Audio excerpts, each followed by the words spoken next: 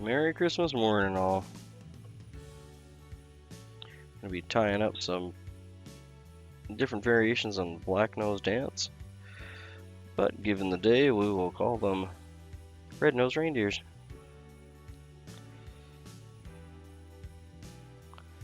I do up a bunch of different streamer patterns with some bucktail.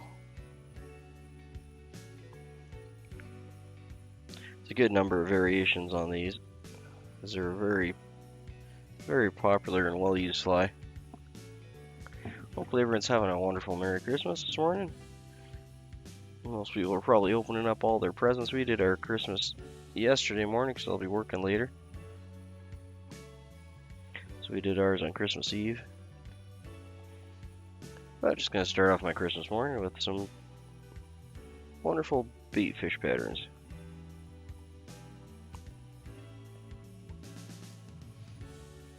And for this one, we're going to tie in some nice bright red Antron yarn. Going with the nice Christmas themed colors here.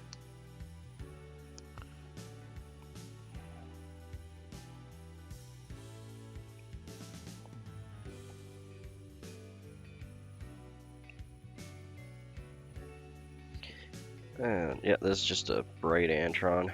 We're just looking for a nice shock of red going to the backside.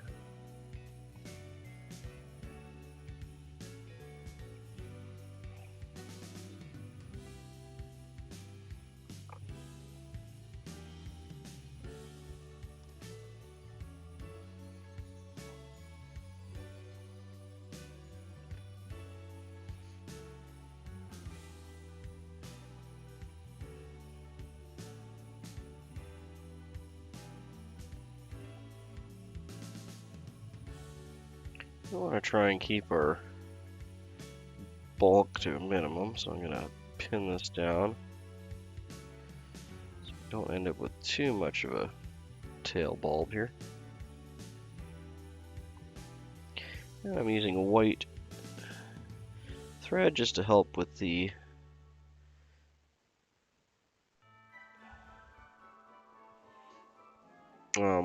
just to help with the color difference with the wrap we're going to be doing for the body.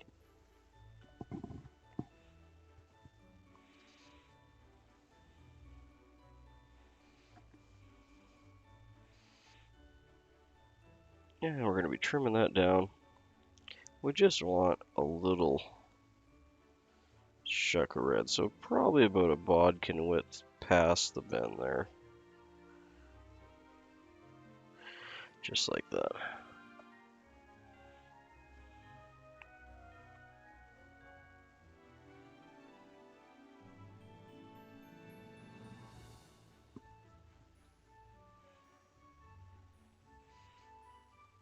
Beauty. And we'll just fluff that out a bit before we get the rest of the tail tied in.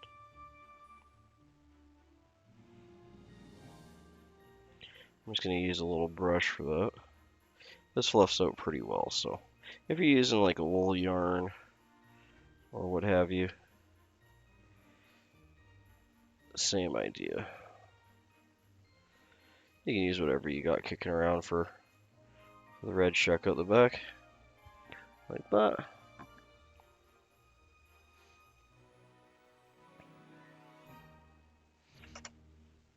We're going to add just a little bit of some tail fibers around it just to give it a little more stiffness and movement in the water. You can either use a red rooster hackle like this one, or you can use a red hen hackle, and like this one's a cock in the rock.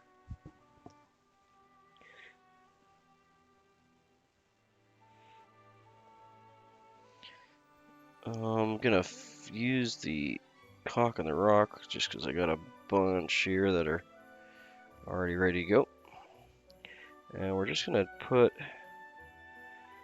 maybe about half a hook gap. We're not looking to make a bulky tail. We just want to add a little bit more life to the tail there. So just about yay big. I'll pull that off. Hopefully everyone's having a good morning this morning. enjoying family, opening all the gifts, all that fun stuff. We're going to bring this just a little bit back. See the fibers just sticking out past our yarn, because the yarn's going to fray a little bit. And that should do it for us. We're going to tie this one on my side, and the next one we're going to do on your side.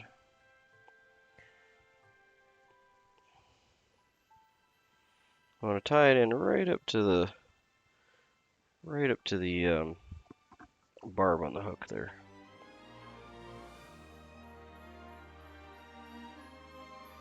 Now we should rotate. We'll do the same on this side now.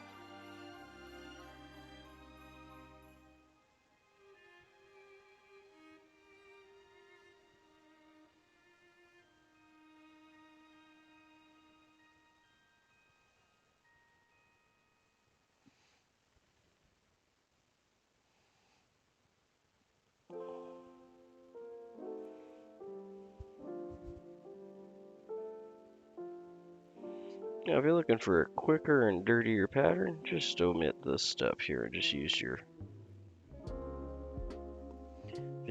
shuck from the wool or yarn that you have, and that'll work just fine. This just adds a little extra flair to the pattern. And it's such a beautiful little bait fish pattern, why not, right? We're going to leave these butts in here, not to add any bulk, but just to help with the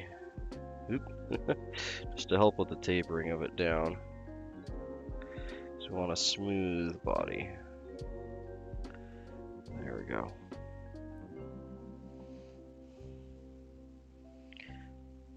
And we're going to bring our thread all the way up, continuing that thread body.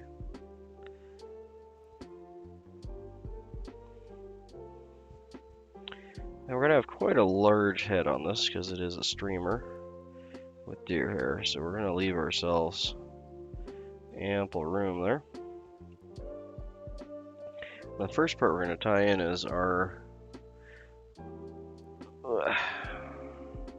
medium oval tinsel. I probably got some kicking around on my tying bench there, but we're going to get ourselves a new fresh piece here. Kind of wanted about a couple hand lengths at least. Want it too long, but longer is better than shorter because you're not going to make it.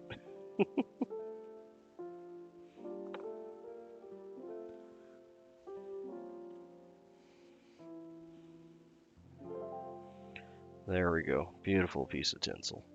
So the most important part with tying the tinsel in is that you want to keep it even along the hook. It doesn't really necessarily matter if you're tying it in on the side or the top, but you don't want it to start on the side and then move to the top. You're going to end up with a bump. So we're just going to get that situated. I'm going to try to keep it on my side of the hook. And I'm just going to keep it taut as I'm wrapping it back. And that should help to keep it along the side of the hook. I'll rotate it in the second here once we get it tied in so you can see. We don't need to have the wraps touching all the way. We just want to have it tied in because we're going to tie in our next step shortly here. We want to stop it about one turn before the end. I'll rotate that up so you can see now. You can see that stopping just before the end of the tail, so we got about a bodkin width before the end, or one wrap of our tinsel. And that'll stop this from sliding over the hook and wrecking the tail. Still give us some nice segmentation. We're just going to keep that up on our material clip, and we'll move off to our tinsel.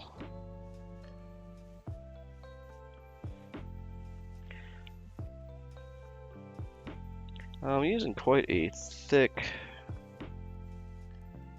piece of tinsel for this one. Well, there's a lot of tyers that like to use a holographic for this. A more traditional pattern would be just your regular silver mylar tinsel. That's what we're using today. Also, keeping with the Christmas theme, this is Christmas tinsel. So it's a little bit more on the thicker, bulkier side. It doesn't wrap quite as nice as the thinner tinsel, but we're going to make it work.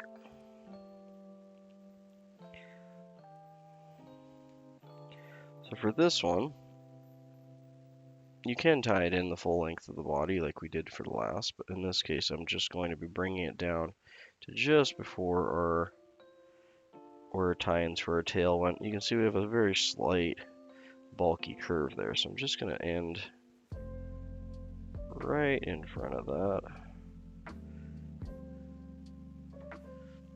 And I cut, probably should have showed you guys, I'll show you in the next one. Just cut a little V-notch nose in the tip of that tinsel. And we're going to be wrapping this up.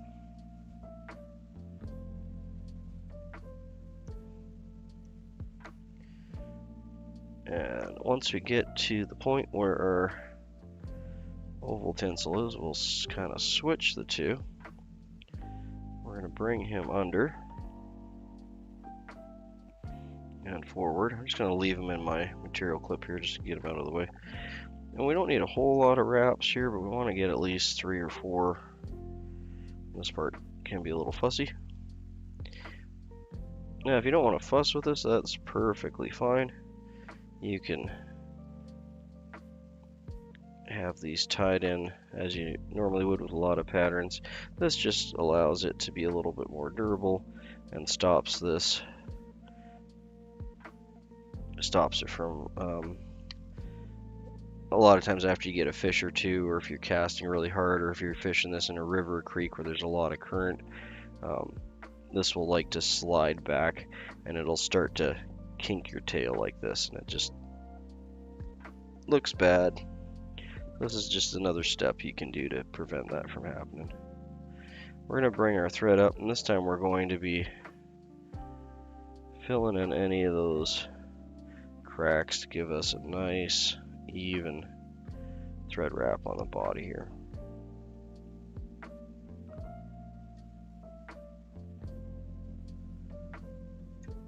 There we go.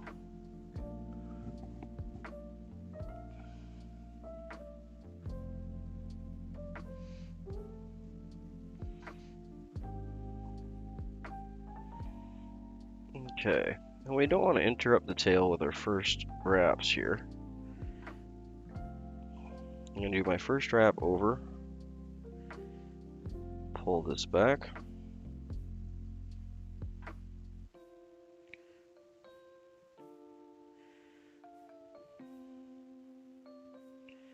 hindsight, I could have used my rotary for this, but we're already going, so just gonna have to do this by hand. That's a pretty thick piece of tinsel, so this shouldn't take long.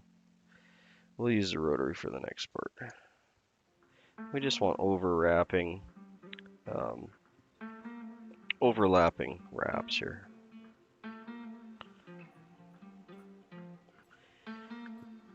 And one other thing you can do is just put a whiff of head cement on there, which I honestly just forgot to do. We'll do that in the next one. You put just a little whiff of head cement on the thread base before you wrap the tinsel, and it'll help hold the tinsel on there much better. Make it much more durable. Hey, Merry Christmas, Tyler. Good to have you back in, mate.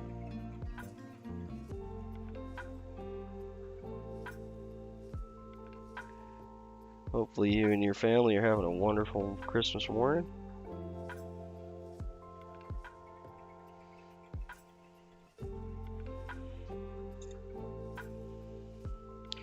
Okay, we do want to stop just before we're going to be tying the head in. Since the mylar is somewhat on the slippy side, we don't necessarily want to be tying bucktail right against it. You can fix that if you do go a little bit ahead of yourself. You can easily fix that by just putting some thread wraps on top of the Mylar with a little bit of head cement, and that will also give you a better purchase.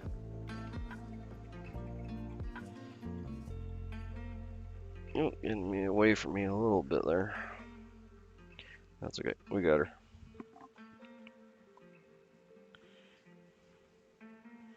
And if it does kink on you like it did a little bit on me there, you can bury that with some white thread wraps. Okay, I'll save that.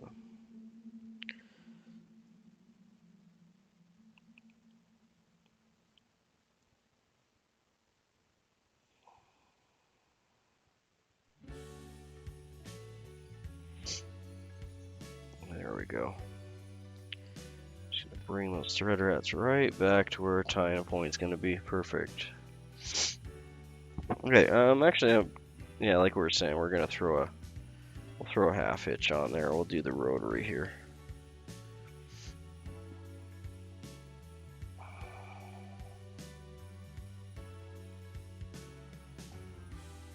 We're gonna be tying a number of different black dace patterns this morning.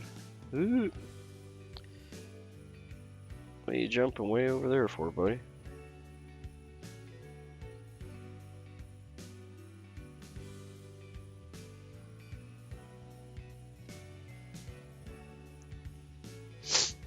Excuse me for a second while I get my thread to behave.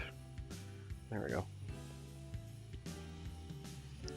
Yeah, I normally go over what thread we're using. Today we're just using a Simplify Classic Waxed in 8/0. You can definitely use a 6. You can even do this in black. The white just helps to mitigate any shine through for the Mylar body.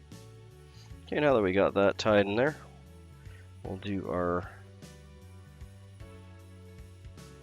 counter wrap. At least we're going the opposite direction we were going with the other.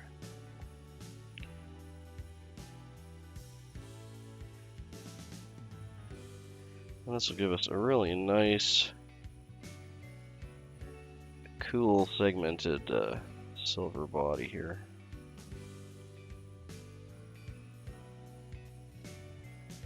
Again, if you want this really durable, you can put a lacquer coat on this.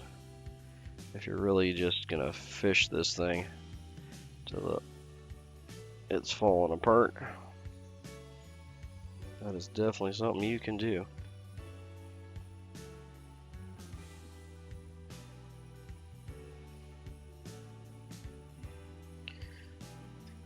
I'm just gonna get this tied off here and we'll continue. Well, we're gonna try and make this as Christmassy as we can. My friend and neighbor Mike gave me the bucktails for it from his harvest this year, so this is actually part of his Christmas present. And I'm gonna tie a few of these instead of a black nose dance in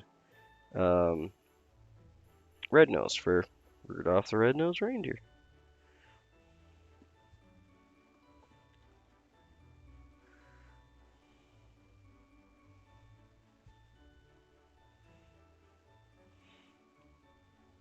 And we are legitimately using Christmas materials because the yarn is Christmas yarn, and the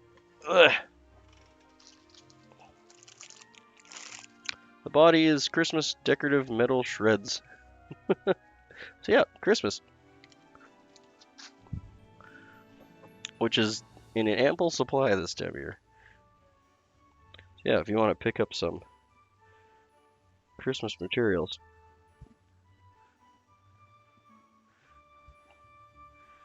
Cool, good for you guys.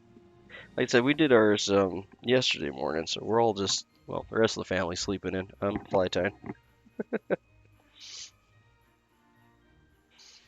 Who doesn't? Yeah, wife spoiled me this year. I got some really cool fly tying shirts and socks and all sorts of good stuff.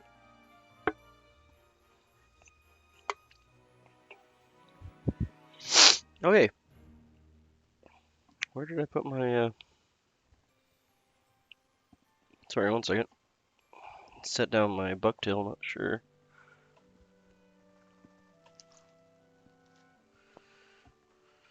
Oh, there it is. Sorry. Trying to be somewhat organized, but being Christmas morning like everyone else, I'm a little sleepy. Alright, let's get this thing out of the bag.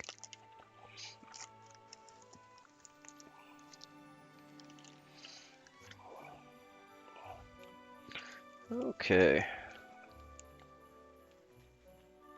So my friend Mike harvested a mule deer. We need some white, so I got a white tail here. We want some nice, fairly straight fibers for the first shuck. And I need to stack those, so we'll get our stacker going here too. A little bit of fur left in there.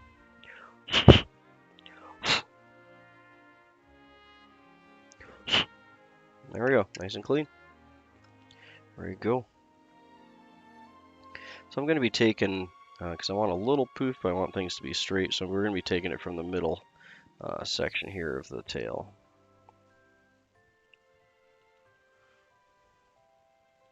We don't need a lot. Like a quarter of a pencil is probably more than enough. This is traditionally a very sparse fly, so really don't need a whole lot.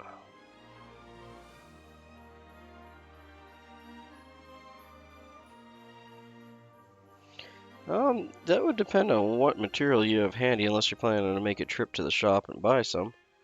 But some of the easiest flies, if you want to go small, you could do a zebra midge. That basically just uses thread and a little bit of wire. And you're not playing around with feathers quite yet. The other option is if you want to go bigger, which for a lot of...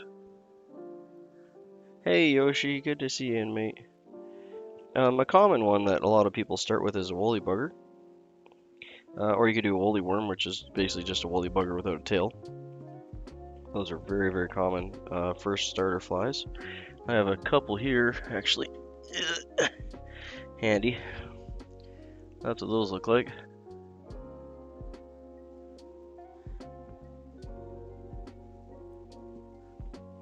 Yeah, we all start off with average flies, mate. Everyone's first fly was something really simple. You can do some really cool stuff with fishing line with making nymph patterns, like dragonfly nymphs, that sort of thing.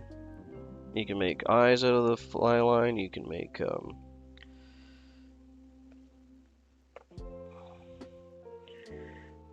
you can use if you have some like green or chartreuse fishing line kicking around, you can make some really good segmented bodies, wrapping the fishing line around the body. That works quite well. Okay, so I'm just going to be taking this and stripping out all the extra fluff. It's going to stop it from stacking, right? We don't need any short fibers in there anyway. Actually going to use my comb here. And I got probably double or triple what I need in this clump. So I'm going to thin it out and we'll get 2 flies out of this. But it is also going to thin out once I'm done cleaning it here.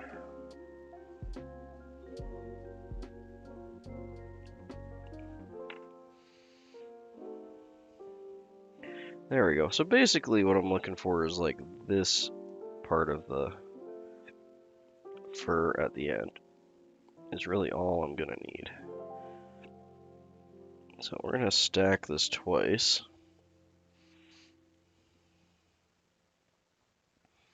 I'm just gonna grab that all these wispier ends and just gently kind of pull back, and all these other ones will come loose. Okay, we can use these for the next one.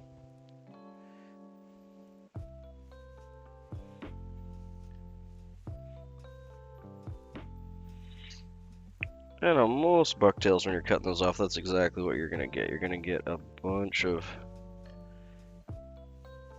kind of gnarly stuff in the middle there. Just gonna take my thread stacker. So you can see we don't have a whole lot here. Maybe have, oh, a dozen or so fibers. And we'll get those in the stacker. That can be a little tricky if they're a little gnarly. If your bucktails are on the gnarly side, this one's kind of average. You can see it's pretty wispy, but they're still fairly straight. You can just get a hair straightener. Borrow it from your wife or girlfriend or daughter. With the little hot plates on either side. And that'll straighten this out quite well.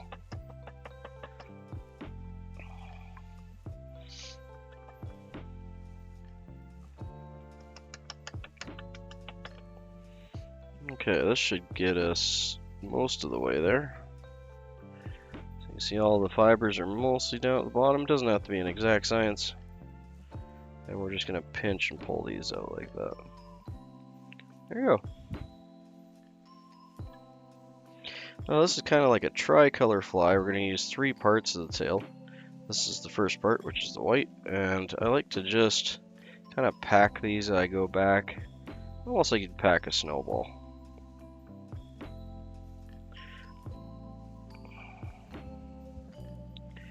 And for the first one, I want it to be just a little bit past the tail there, just like that. I'm also going to use just a simple cup of water. You can, if you really want to, you can wet this with your fingers just between your lips or whatever, but a lot of fly tying material has coatings and such on it.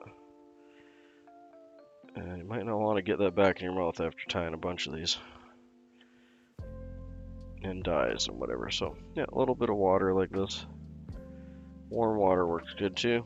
That'll help to tame it a little bit, and it'll dry and poof all back out. But just for the tying process, that makes life a little easier on you. Oop. Maybe just a little bit more water then.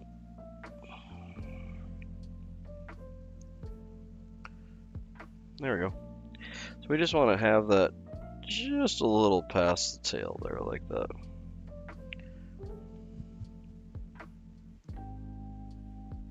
Once we tie in our white here, I'm actually going to be switching threads to a black. I was originally going to use a red, so we'd have like a red-nosed reindeer. I might do that too, actually. Have a little fun with it, eh? That was the original plan, Dan. But I'm just going to tie the white in first with this white thread. And we'll tie it off and we'll get our next color going. And tie the others in. I've never actually tied one of these with a red head on it, but I figured with Christmas, Rudolph and all that, it might be a fun little thing to give it a show.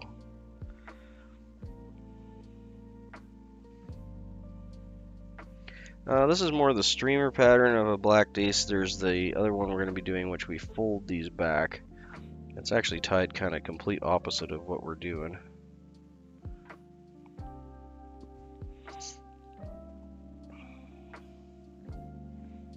And again, this is a very, very sparse pattern. You don't want to be adding too much bulk there. And there's some leftovers. Again, if you don't care about the nice tapered ends, you can even save these leftovers. If you're just doing these for yourself and you're just tying up a whole whack of them to nail fish, you can save this and just do your next one with that. It's not going to have the nice little wispy ends on it, and it's not going to be as tapered. It'll work just fine though. So if you want to save that and use it for the next one, yep, fill your boots. Totally do that. In this case, I'm not going to for myself, but because these are going to go off to my friend as a gift. Okay. Yeah, I mean, your house is just full of different materials you could use. It really depends on what you're shooting for. So the next one that we're going to be tying in is actually the black. So we're going to be switching over to the mule deer, which is my friend's harvest here. And we're just going to get some nice straight ones. Oh, that's a loaded question there, Tyler. Um, I probably have enough materials so I can tie it for the rest of my life, and I'm still picking up materials. So it's hard to say. I'm definitely not the person to tell you that. I literally have closets and dressers full of materials, and Rubbermaid totes, and yeah.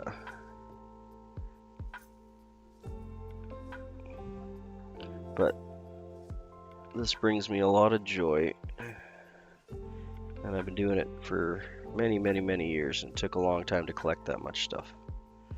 So don't take it wrong. But there's probably few people that would tell you that, you know, they have enough tie material. It's a slippery slope. Okay, so same thing as before. We're gonna get this, like I said, about half a pencil width to start with, because a lot of this is gonna be pulled out once we cut it.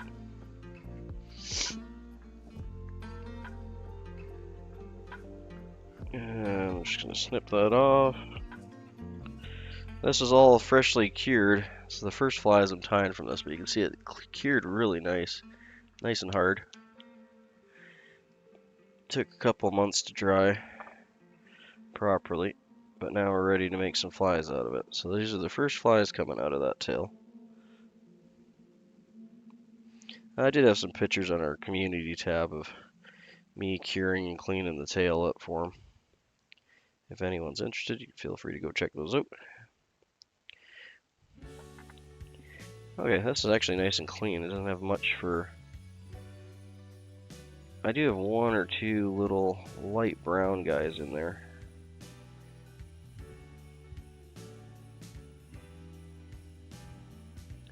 I'm just going to see if I can pull it out. Not really going to matter because the next color we're tying in is light brown, and these would probably just mesh together well, but I'm going to pop that guy out of there. There you go. There's a couple light brown ones. But we want that nice dark black like that. The same as before, we're just going to grab all the tips, hold tight with the tip end and looser with the other, and then pull back. And we can get all those little guys out that we can use for the next one. There we go. We got enough for 2 flies out of that one pull. And so we got all the longer flies there. Hey Muddy Waters, good to have you in, mate. Hopefully you're having a good Merry Christmas morning. We're just doing up some black daces, or in this case, I'm going to be tying them in with red thread, so we're going to go with like a Rudolph the Red-Nosed Reindeer kind of look on them. Thought that would be fun. I think it would actually be pretty productive anyway.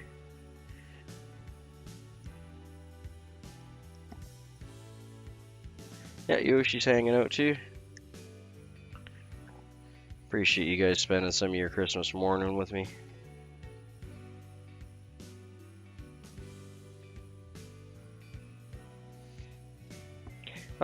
But yeah, the black dace that we're going to be tying after this, Tyler, is actually a really common starter fly.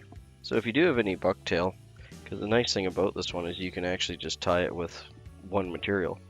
So that's why it's a good thing for new tires. Ooh, this is nice and smooth. This is a really nice bucktail, actually. It's not too crinkly at all. Look at that. That's beautiful. So the whole idea with a black dace is they have a black stripe, hence the name, black nose dace. They have a black stripe going down the middle of them, so that's what this imitates. And we do a little bit of a brown tan shuck on the top because they have a light brown top to them. Oh, 1 second. I'm getting ahead of myself here. I meant to switch threads. Not the best time in the world to switch threads because I had this top all done. I'll stick you back in the thread stacker. Apologize, I got ahead of myself. Let's get this tied off. I could keep going with the white thread. I like to use white thread up to this point, just because it doesn't interfere with the tinsel and the white deer hair. like I said, we're gonna, for kicks and giggles, we're gonna switch over to red thread. But traditionally, yeah, traditionally this would be tied in with an 8/0 dark black uni. And I'll probably do 1 or 2 in that as well. But given it's Christmas morning and Santa had a red-nosed reindeer, I don't see why we can't have a red-nosed dance. Just for the fun of it.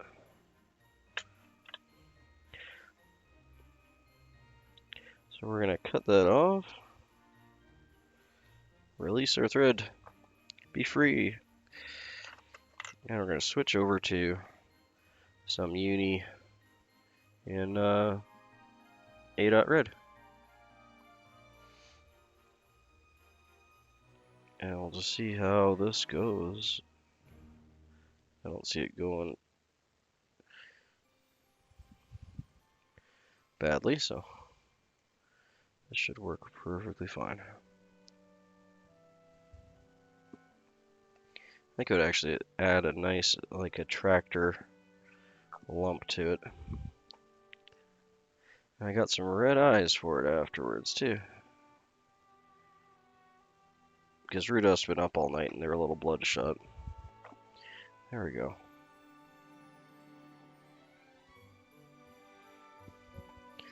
Okay, let's get back to our deer fur here. Or tail, anyway. Hopefully we didn't muck that up because I had it lined up real nice. Oh, that's not too bad. So grab that out again.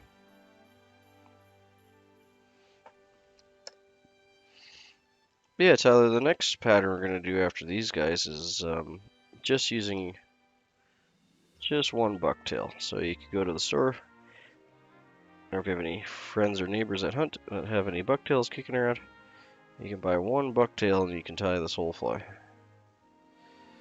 And it's a very, very efficient fly. Go back just another hair. Okay, and I'm going to get this wet like we did with the other one. Just a little cup of water there. I'm just going to get my fingers in it. Wet this down. That just makes it a little easier to tie in so it's not going all cattywampus. It'll dry rather quickly just like the other one did. We want this one to be just a hair longer than the white, and then the final one a hair longer than it. I'm going to do a soft wrap on top just to hold it right on top. Do about 3 firm wraps there. Just check to make sure it stayed on top. Looking good so far. Yeah, looking pretty good. This isn't dyed, this is just a natural mule deer tail, and it's incredibly dark. And I mentioned that to him when he gave it to me. I was like, man, your mule deer is black. I think it's one of the blackest ones I've seen. So what we're going to do here is we're going to cut this on like a 45-degree angle up, and I'm going to loop my thread in for this last part, and that'll help stop it from slipping back. So just on a 45 like that, cut it off. So we're not trying to get it flush at all. We want to have a little bit of overhang. Now as I'm wrapping this forward, I'm going to be cutting through that lump. I'm not trying to tie them all down. I'm only trying to tie down like a quarter or half of them at a go. Like that. And that'll pin them in much tighter than if you just try to wrap them all in one go there.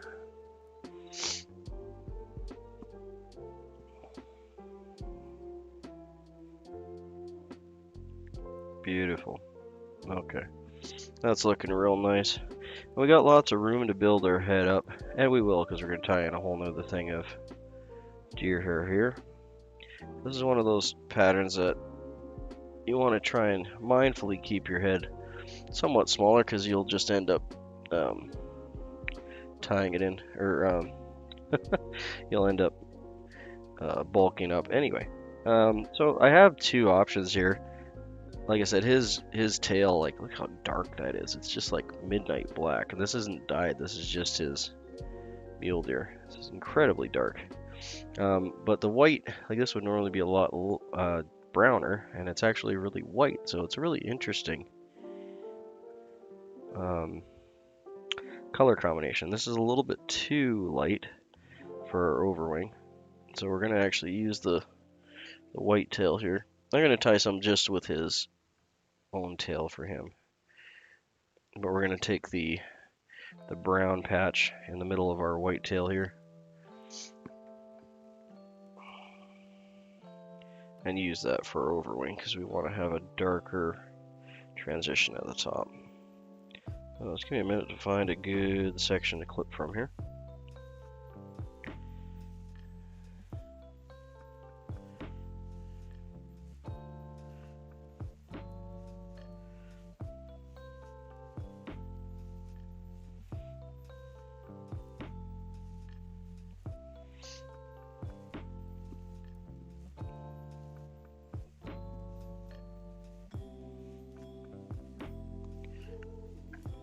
I want to get closer to the white, but I don't want any white in my tuft. And I'm going to try and grab enough, like I said, about half a pencil width. Because we'll use it for the next couple flies here too.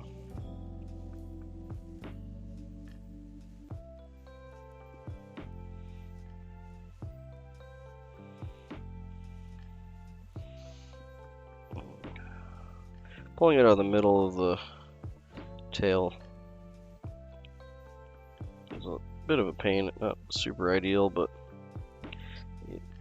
we'll get the best fibers kind of right in the middle there for this application. The ones on the side will flare a little more, so those are better used for tails or something where you want a little poof, or if you're making like game changers, that kind of thing.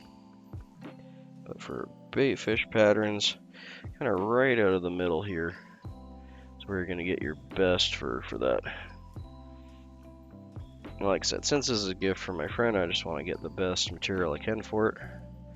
So this is going to have a lot more, I can just tell by looking at it, a lot more under fur. So we'll clean that out. You can see it all coming out now. And we should have more than enough for 2 flies here, I think.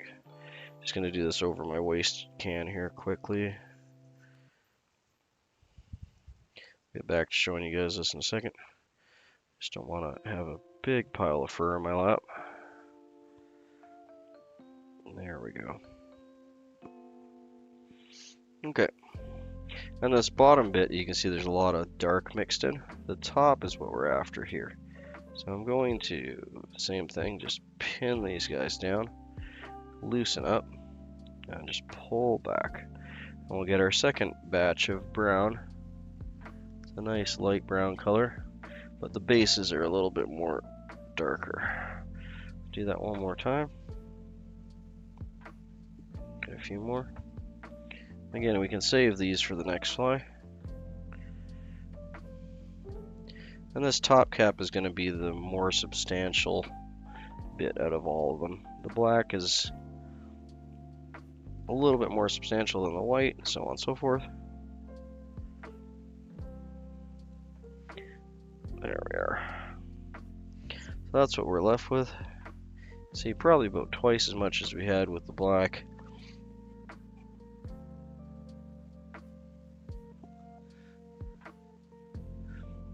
Hey, Riverfront Bait, it's good to have you in, mate. Merry Christmas to you and yours. You as well, Yoshi. Just gonna tap this down.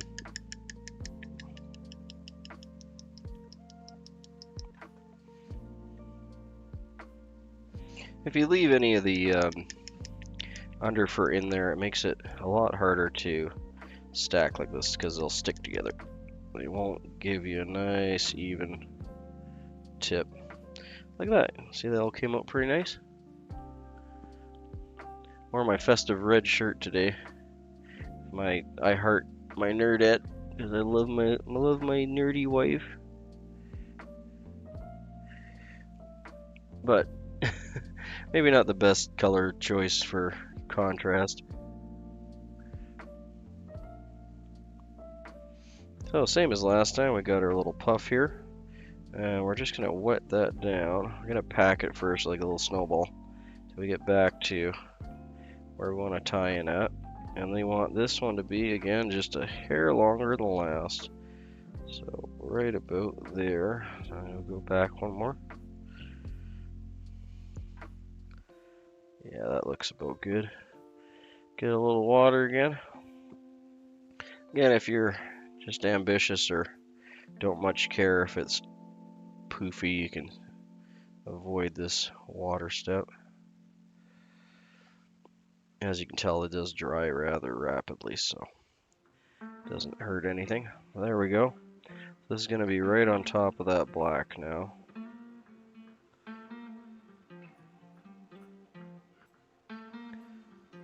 Gonna hold it in there. I got a loose kind of pinch wrap going on the top just to hold it in. There we go. Just gonna adjust that. It did twist a little bit to your side. And if you're a new tire, that's probably gonna be your biggest battle. Excuse me, the sniffy nose. With this pattern is to get them on top and not curling around the hook. But it teaches you thread control and tension, so it's also a very good thing for you to learn. There we go. And that'll dry and poof out shortly here as we're tying. You can see it just helps you kind of gauge it if it's wet like that and it's not going all over cattywampus on you. You can see how much that head has built up now. Without us really even attempting to build it up. We're going to build it up a little bit here. First I'm going to bring it back down to kind of where our tying point was in the middle. A lot of times with bucktail you want to start in the middle of your tying point and then work back towards the bucktail. If you start right at the bucktail and then work forwards, your thread tension is going to loosen as you're going forward, because as you're wrapping forward you're going to tighten and pack, and then your back ones will be loose. So it's better to start in the middle like we have here, work back towards your thing. That way you can keep control of your thread tension. Your thread tension will give you the amount of poof that you get up top. So if I'm wrapping towards this end of the, well in this case, the top fin, and I'm going tighter and tighter, this is going to lift up. Or if I want it to stay fairly flat like it is, then I'll just go lighter and lighter as I get this way till I'm getting about medium wraps here. And that'll hold it kind of nice, parallel and straight. You can learn to adjust that as you play with your material. And it's totally a thing that you have to learn, because every single piece of deer tail that you tie with or deer hair is all going to be different, and even from different points in the deer tail are going to be different. So again, we're going to take this up. I'm going to cut it off on a 45, so we're not cutting it straight.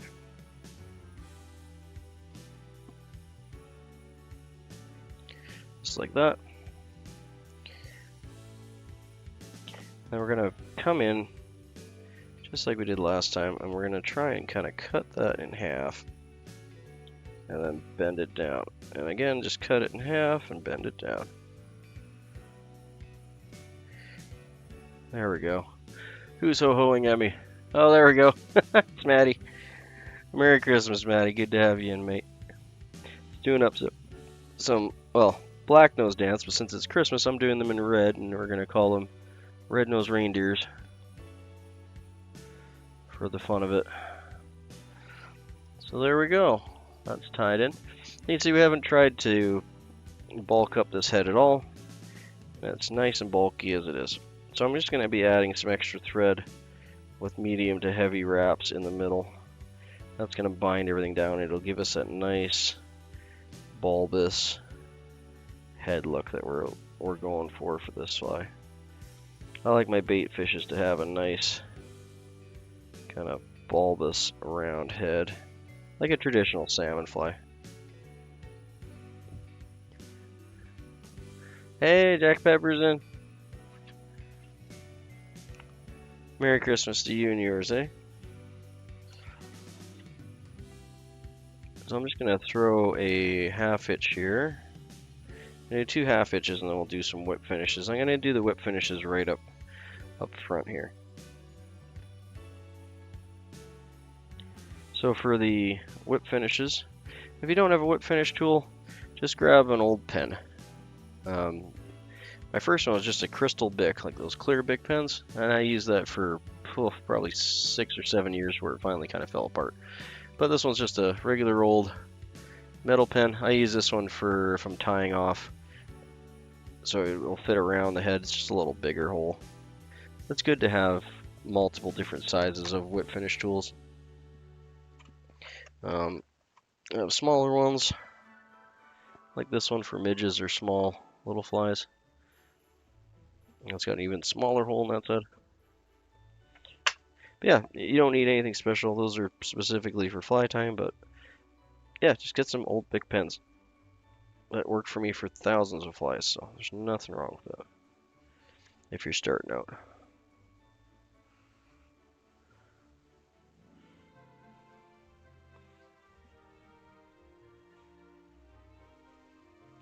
Okay, and we're gonna do 4 or 5 wraps there. Tighten that down. There we go.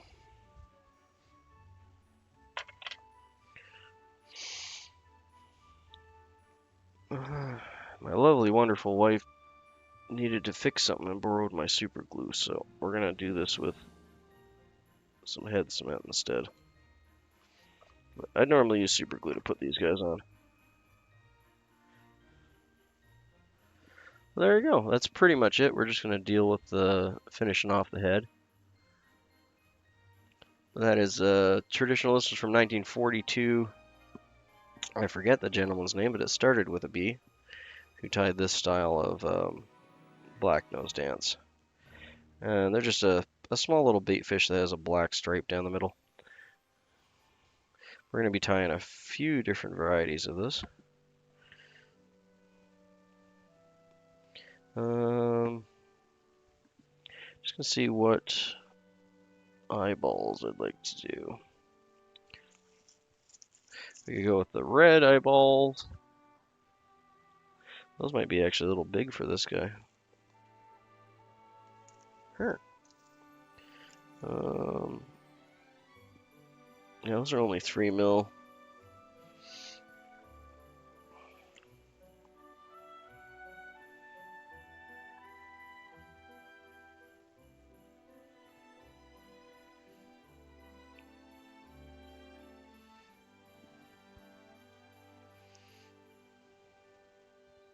What do you guys think in chat? Do you want to do some white eyes or some red eyes on this guy? We could make our Rudolph a little bloodshot because he's been wrapping gifts all night. Or we could go with the white. Or I have even darker red.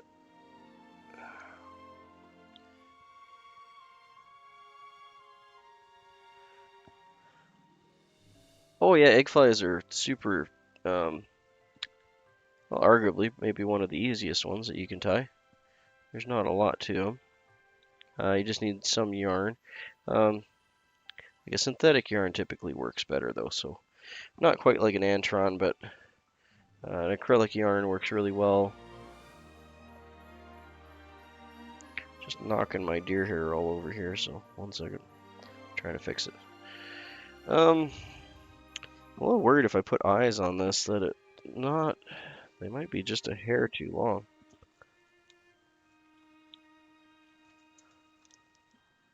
Light red? Okay, we'll go with that. This pink is what you're guessing, what you're going with? I think that'll go good with the red head, actually. I just don't have, I think 3 mils the smallest eyes I got. Oop. I'll clean those up later. Just spilled the bag.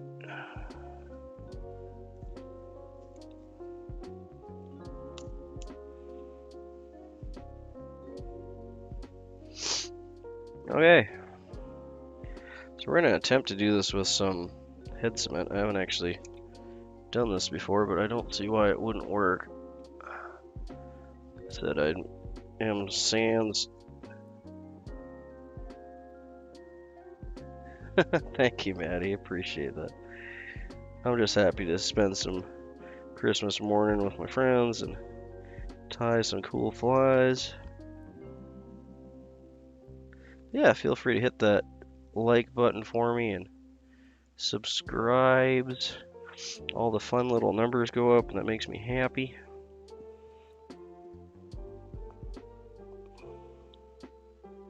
Once we're out of the Christmas themed stuff there, Tyler, I'll do a session where we can get some simple basic flies going for you there and you can tie with me, okay? I just want to get a few of these done for my friend's box for his Christmas present, which I'll walk over there later today. Once these heads dry. We got a dump of snow last night, which is perfect timing on Christmas, right?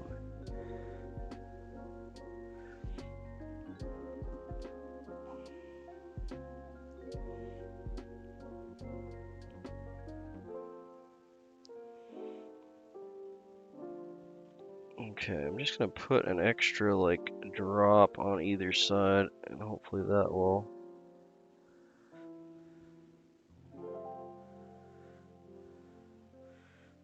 be enough to kind of hold it in there. There. I said normally I'd just be using like a little dab of super glue on either side, but we're gonna try this with the head cement. I haven't done this before, I don't see why it wouldn't work though. Other than it getting all over my fingers. So I just got one here.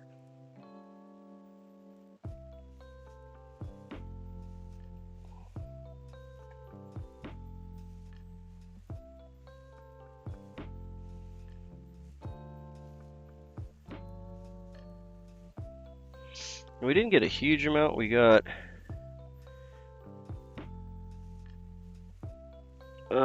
not quite a foot, maybe 3/4 of a foot.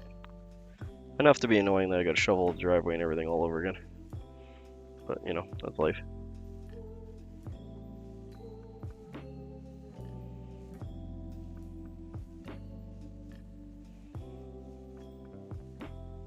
Yeah, you can totally skip the eyeballs. These are just for fun. You can paint eyeballs on here.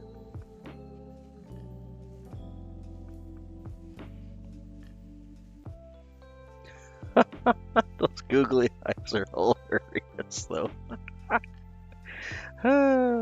Okay. I'm kind of glad I did that. That's funny.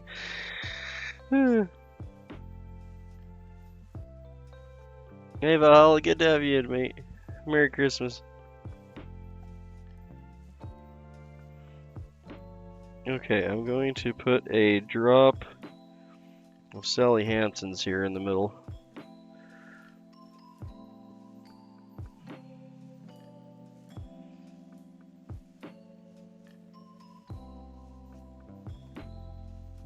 We'll rotate this for a good bit because it's going to take a bit to dry. Instead of I had the super glue handy, it would only take a few seconds for this to set up, but I don't see why this won't work. There you go.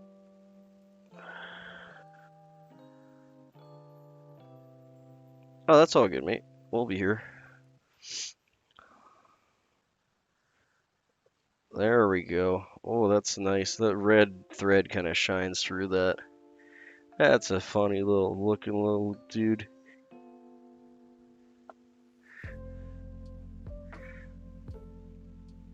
There we go. Look at him. I think the googly eyes are so funny. Alright, I'm gonna have to rotate this for a good bit here, so if anyone has any comments, questions, concerns, accusations,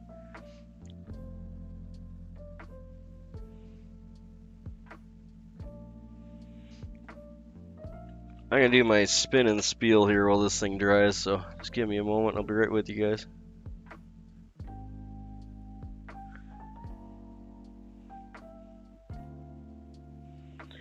There's our Christmas red nose dance. We used some red poly yarn on the back with a little bit of red cock in the rock just to give it a little more life. We used a mylar body with or silver mylar body with a French rib. This is a medium French oval tinsel around it. Some white bucktail stacked on underneath some black bucktail and some tan on top just to finish it off.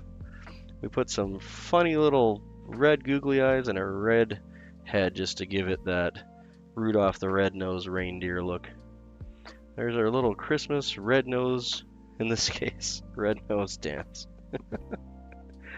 What a funny little dude. The little googly eyes go.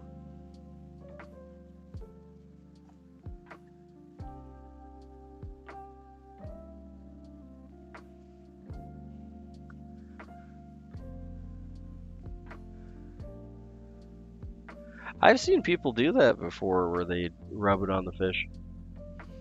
Whiskey was originally a medicinal. Oh, I forgot to turn on one of my filming lights. 1 second. Turn that on.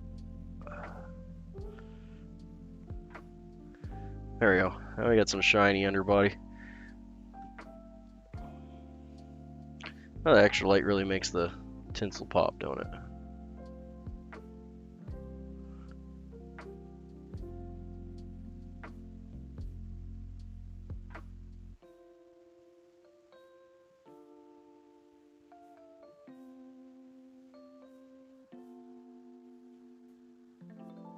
I could see that, because especially like if you're representing a bait fish, right? Like you can't get better scent than fish scent, because that's what it is.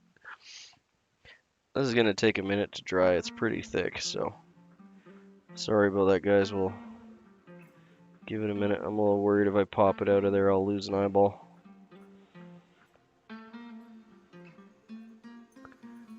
Yeah, anyway, has any comments, concerns, accusations, questions, toss them in there and we'll talk about it while we wait for this one to dry up.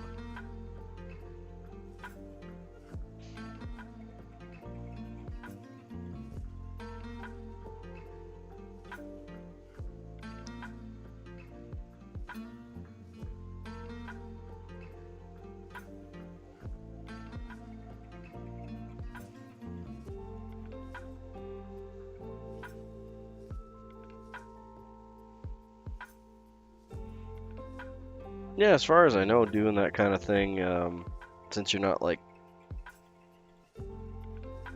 cutting piece out of the fish or anything, isn't against any fishing regulations I'm aware of.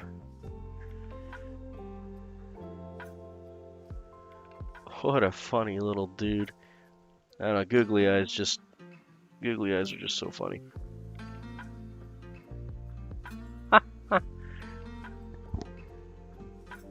Yeah, I'm Canadian. You bet.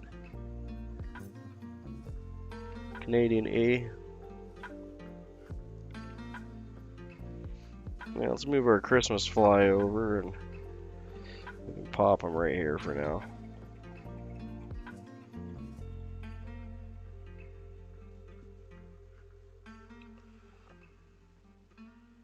There we go.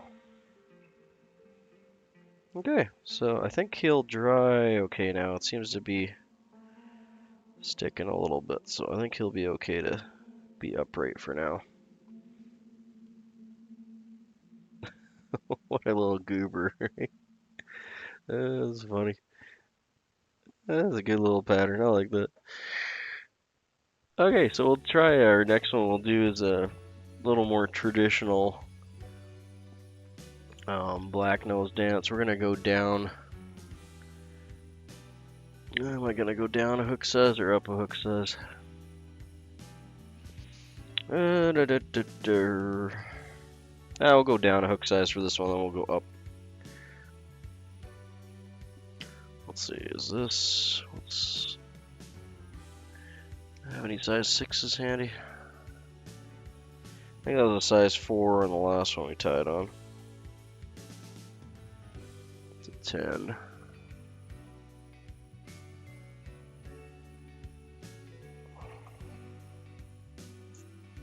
It's a 6.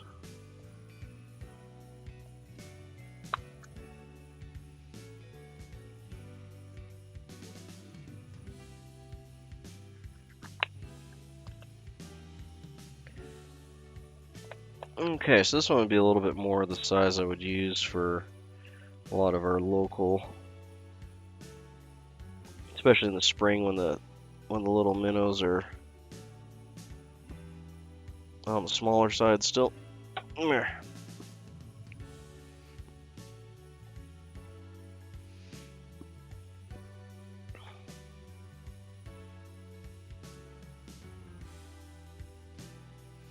And we're going to be tying this with white thread. You can use black. You just got to be a little more mindful of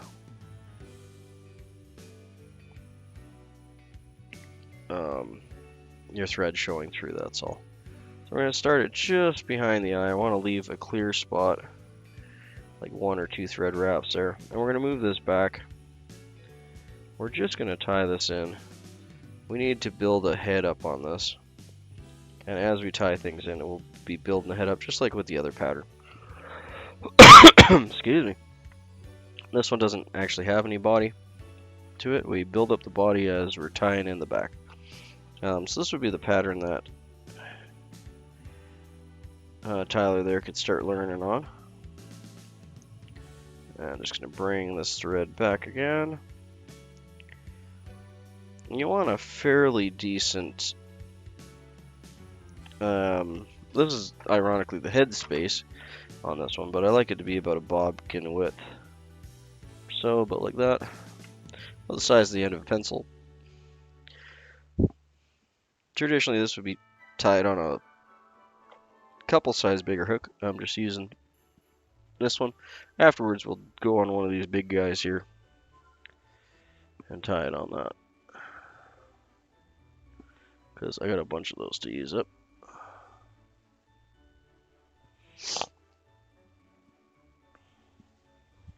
I'm just gonna have some tea before it gets too cold here. Oh, there we go. That's good stuff. So this one's a little bit different in that it doesn't actually have a body to it, and that's why it's really good for new tires to learn on. So not only is it good with the body, it's also good with the fact that you can just go buy one type of material and you can tie this fly. Don't need a whole bunch of stuff. You just need a bucktail. Now, when you buy most bucktails, they'll end up looking like this, because most bucktails you're going to buy are going to be whitetail and not mule deer like this guy. There's a mule deer. There's a whitetail. Can you guess why they call it a whitetail? I'll give you one guess. But on the whitetail, you have this nice brown center. And if you're lucky with most whitetails, right at the tip, you'll get some black. So you can tie this whole thing with just this guy. Now, if you don't have a lot of black in your whitetail, because it's a whitetail, you can go to the darker brown, or you can get some white out of there and just use a black Sharpie and just color in a little section. If you're going to do that, these little flips on the bottom, although they can be a little harder to tie in at times because they're a lot poofier, these make great to color in if you're going to dye it black. You can take some of these off, just get a black Sharpie and just color this whole little section in. But you can see if you look hard enough, you can find enough dark that you can generally make it work with just the white tail. Like up in here, there are a lot of really dark black that you can use. But you can tell, you know, after you tie a couple dozen, you're going to use up that little black patch pretty quick. So a Sharpie marker will be your friend there. Okay, so to start off with, we're actually going to tie in some flash. Right, put my flash there.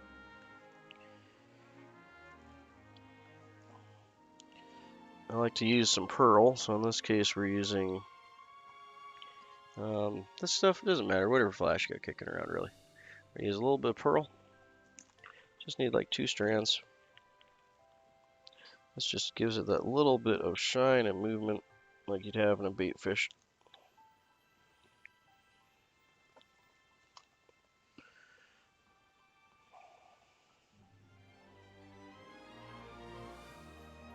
And I wrecked one side of it. One second. Of course I did. Why would I not do that? Let me grab another piece. Yeah, this might actually be long enough. Here, let me clip off the wrecked part and we'll see where we're sitting at.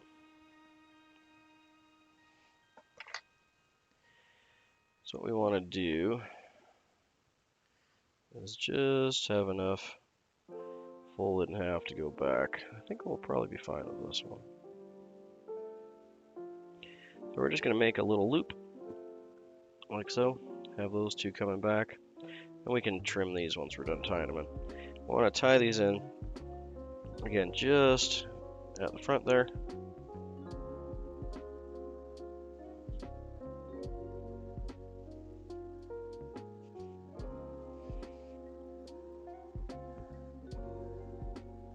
There you go.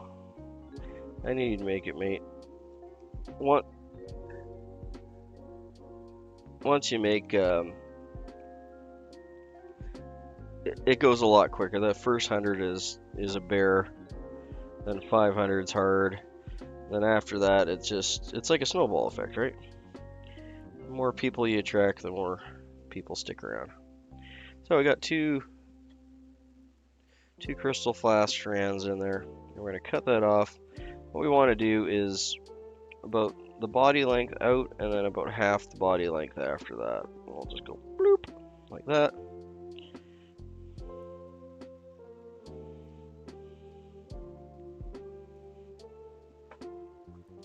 Those are going a little crazy, but don't worry, we'll get them all in there.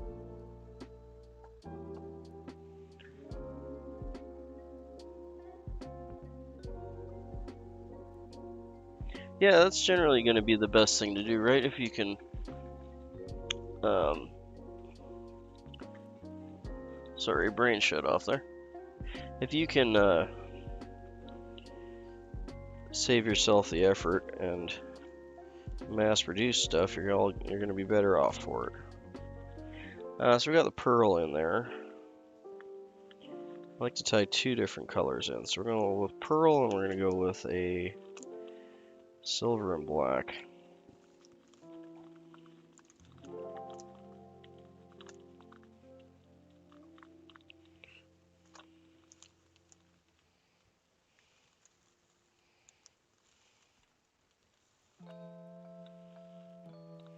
There we go.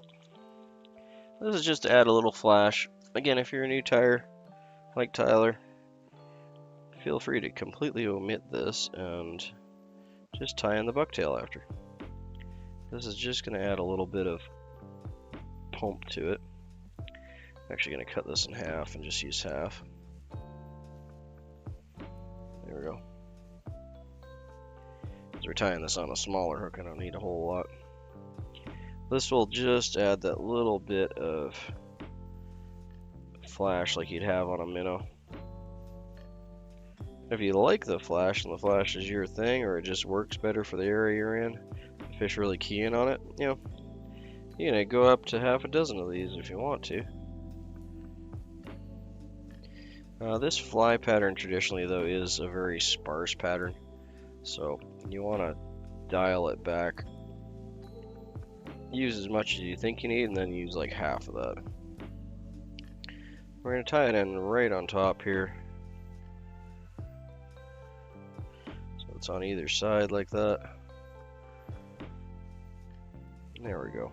And we are going to slowly build this part up.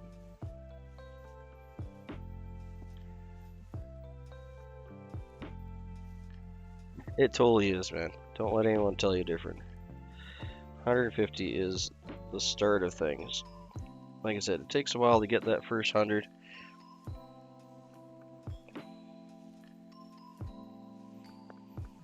But 150 shows that you still have momentum, and the fact that you went from 100 to 150 in that time frame shows that you're doing something right. But remember, it's not a sprint, it's a marathon. It's going to take you a bit. And there's nothing wrong with that whatsoever. Okay, so our next part, again, I'm making this a little bit more of a detailed version of black dance. If you're just starting to tie, all you need to do is the deer hair at the front. So this whole first part we're doing, you can completely ignore that. Do as I say, not as I do. Ugh.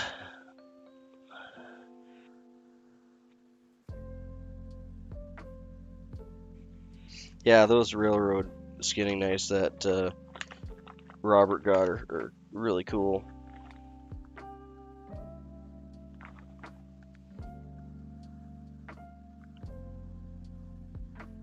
Okay, I got so this is what we're going for here. I know it's in a bag and it's a little bit hard for you guys to see, but we're looking for this type of feather. So it's called a badger. So basically a badger is just a type of rooster hackle. There's another little guy down there that has a black stripe down the middle. And I had some pre-strung. Oh, they're there. Sorry, I just got a whack of material out here for all the Christmas flies. So there you go. These ones you can see a lot better. So a badger hackle is just a hackle that has a black stripe down the middle. I'm not going to use this one here, but there is a loose one hanging out there, so we're going to pull him out. He's a little big for what we're doing right here. You can see he's got a nice black stripe down the middle. And what we're looking for, this represents the black stripe down the center of a black-nosed dance. So we're going to tie one of these on either side. Not this specific one. Well, actually, we probably could use this. I want to get two that are somewhat matching. So it's going to take me a second to dig through here and find two that are roughly the same. That's the benefit of pulling these from a cape, because you can pull them from the same spot, and then you kind of have two matching guys right away. This is a lot of times when you're just dropping stuff everywhere. A lot of times when you're buying this for streamers, you're going to get them in a strung like this. And what the strung ones are is they're actually on the side of the cape, on either side. And they're kind of actually a waist feather. So when you get strung like this, you're basically getting a type of waist feather. But what I'm looking for is a guy like this. This one's almost perfect. You can see he's got a nice, small, come on, bag. Try not to lose all my stuff here. So you can see he's got a nice thin line and a little profile. That's exactly what I'm looking for. And he's also kind of roasted on this side, so that's great because we don't need that part. So there's our first one. Again, if you're just tying these for kicks and giggles, tying them with just the deer hair will work out just fine.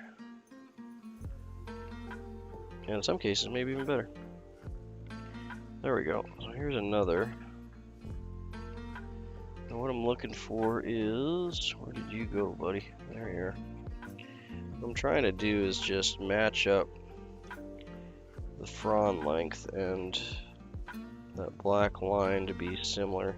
This guy's close, but you can see the white fronds are much, much, much bigger, so we'll keep looking. And yeah, if you're not picky, just grab whatever and tie her in. I'm trying to make these nice because I want them for, like I said, they're going to a gift for my friends, so I'm going to try and make these look pretty.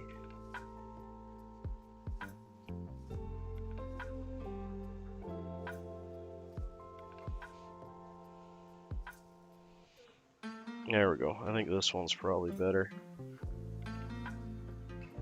Thank you.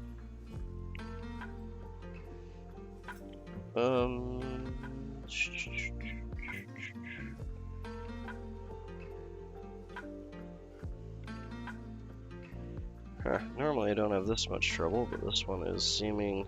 See, this one has the right fronds, but the centerpiece is a little too thin. Again, this is a benefit of pulling them out of the hackle, or out of a whole deal. These ones I typically would use for wrapping more than I would use for side of the fish like we're doing, but you know what? I think that might be the best one. Okay, well, we're gonna have to go with that one. It's okay. It will work fine. Okay, there we go. This guy is a little bit bent up. So we're going to just gently coax him to be straight, just like you would a piece of ribbon. That's a little better. So if you do have ones that are bent like that, you can decide whether you want them to bend down or you want them to bend up. I think this guy here is pretty straight. Does he have a bend to him? He does seem to have a bend about the same. Okay.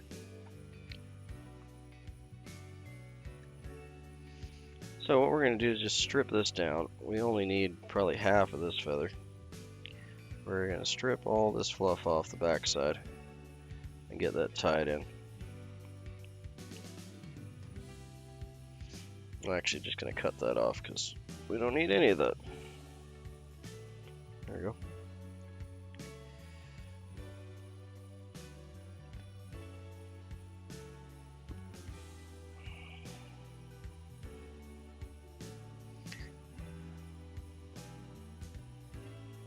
Okay, I'm gonna leave him. So we want him to be about there. So I want to cut off about that much more.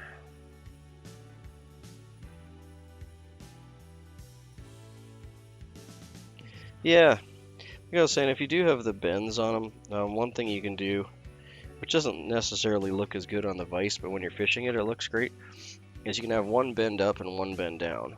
And then when you're pulling it through the water will straighten it and then it'll flex back. So if you're in a little bit of a creek or river, you know, it'll basically make the equivalent of a wiggly tail.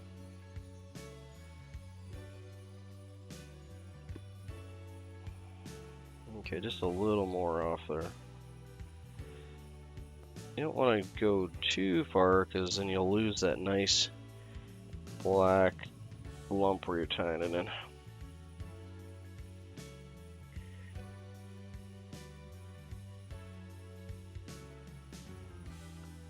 So this whole part where the head is going to be the head of the fly. Every time we tie a piece of material in, we're going to make that slightly thicker, so we just shouldn't have to worry about building it up.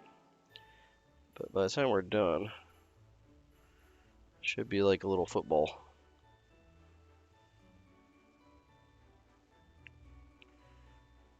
Oh, come on, behave yourself.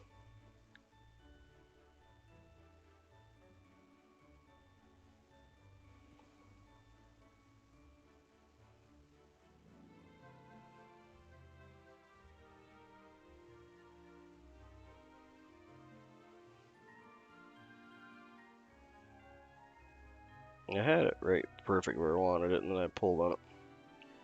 There we go. That's a little better.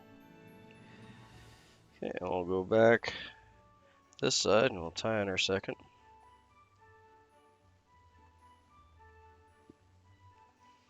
This guy is a little bigger, but really for this kind of thing, it's not gonna be a thing.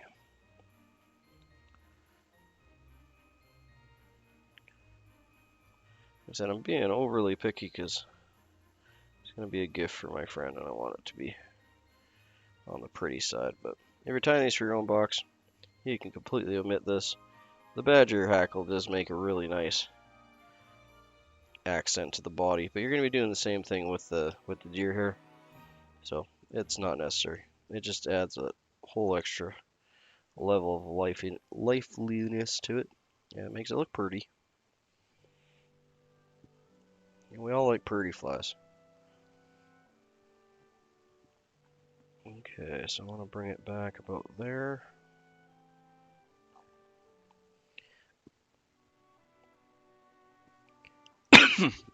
Excuse me. A little more tea.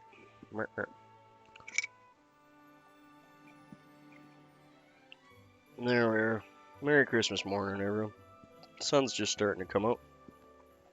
Looks like it's going to be a beautiful day today. Yeah, I could have tied these opposite sides if I wanted them to flare down. I'm going with the flare up, but that is personal preference. If you don't like the flare, you can just keep looking through your, take them from the center of your cape, or just keep looking through your bunch to find some that aren't flared left or right. They're going to flare depending on what side of the cape they came from. And if, like I said, if you're having strung hackle, like that batch was, it's almost always going to come from the side of the cape. So 90% of all your strung hackle is going to have a left or right flare to it, because that's just the part of the bird it came off of.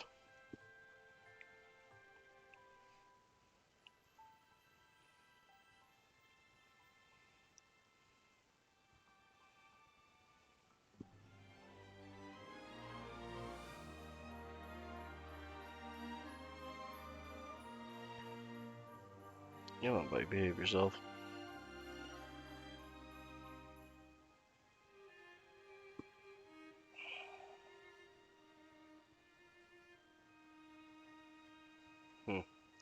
I'm gonna undo that and redo my tight spot there so I can get it to lay the way I want it.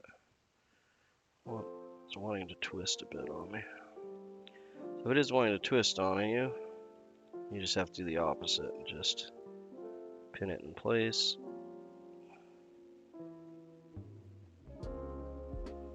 And then come back in with some tighter wraps there to hold it. There we go. Now they're on either side, and this is going to get covered with the deer hair anyway.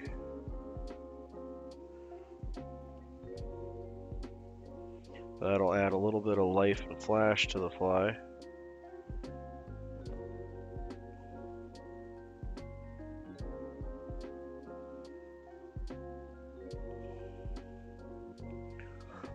Excuse me.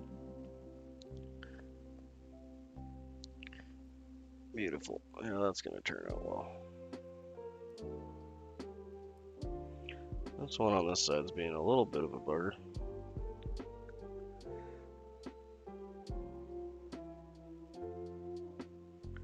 There we go. That's better.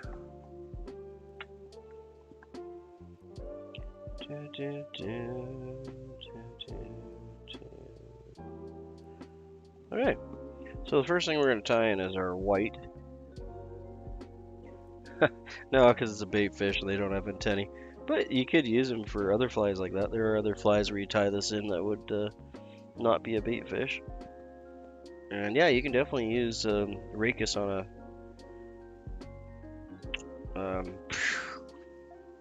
thought left my brain. Yep, nope. Sorry, one second. We're going to tie in our white first. And we're actually going to be tying that underneath. Oh yeah, that was right. I don't need to cut any. Well, here. For those that are joining us, there's a white-tailed deer hair. We're going to be using the white from the side here. We already got some cut. I think it's long enough, so we're just going to go with what we got here. This is a shorter fly. So again, this was our leftover from the last one when we thinned it out. So I'm just going to take this and get rid of some more of that thinner fluff, because we want about half of what we got here. Thank you. Yeah, hopefully my friend will like it. Then we're going to stack this. Now this is a 4-quadrant fly. So you have your bottom, you have your top, and your two sides. And the two sides are going to be black, the bottom is going to be white, and the top is going to be that tawny brown. It's a little bit on the kinky side, so it's probably not going to want to stack as well as it could. That's okay.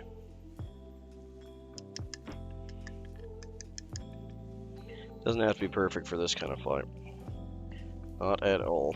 It just has to be down enough that we can get our tips out. And yeah, I mean, that's good enough. we are using the stuff that we kind of pre-stacked last time. So what I am going to do though is I got some smaller fibers. You can see them falling out there. Those are going to be too small to bend over. So I'm going to grab it about halfway here and just see if there's anything else small left in there. I think it looks like we're pretty good. I'm going to do the same thing this way. And those ones are actually long. I want to keep those two. There. But those guys are short. So we'll add those back to this other pile, and I can get those from the next fly. So what we want to do is we want to have this.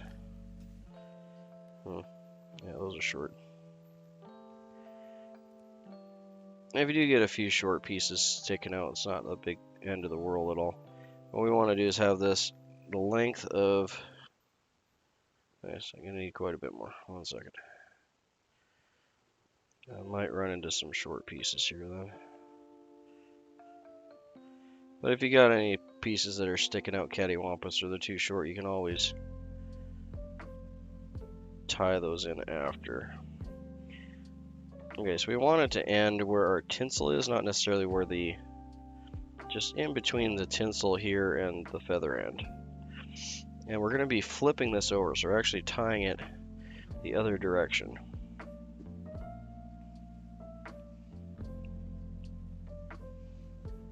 So I'm going to flip it in my fingers. Anytime you're flipping material, you have a good chance of losing some of it.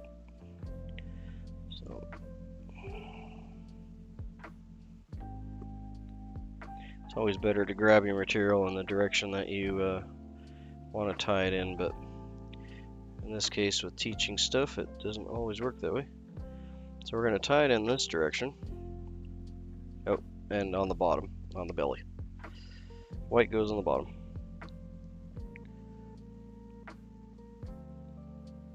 Just like that. Ooh, that hook point's sharp. Okay, I'm going to bring this up. I'm going to pinch it. You can see my thread's loose there. Pinch it in my fingers. Bring it underneath to the same point where I started. Keep that fur up top. Then gently pull down. Ooh. Yeah, I keep catching the hook point in my fingers.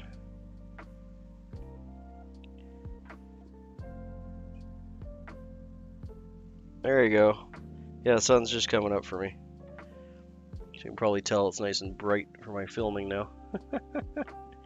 Okay, so that's it. It's that simple. Just tie it in going forward. And again, this part here, you want to have the length of between your my tinsels or my flashes ending there and there. But if you didn't have that, because like I said, if you're just going to tie just the traditional fly, you would just measure that out this direction, how far back you want it to go, which is roughly a hook shank and then about half going forward, and a little bit more because you got to add for the bend, so just like a hair more than that. So I'm gonna taper this back just a bit, about 5 or 6 wraps, then we'll pull that up and cut that off. And we'll go on to the next one. I generally tie both sides. Ideally, you don't want to let this go, so that you don't have to muck with all of your other under material. But I'm just going to cut this off in pieces here. If you held onto this, you could do this part a lot easier without chancing cutting your flash or anything. And again, I want to cut this roughly about a 45. Pull it away. And then I'm just gonna... Nice. Oh yeah, that's right. You guys are on the other end of the spectrum there. We finished ours last night too, because I'm working later today. So we did our Christmas on Christmas Eve, which worked out really well. Wife made a wonderful Mexican Spanish style Christmas dinner for us. It was super tasty. There. So again, we cut this one here on a 45. Hopefully you can see it on there. And then we'll bury that in. So we want to get 4 of these. So we're going to have 2 blacks on either side, or whatever darker color you have. If you can't get black and you're just using the one,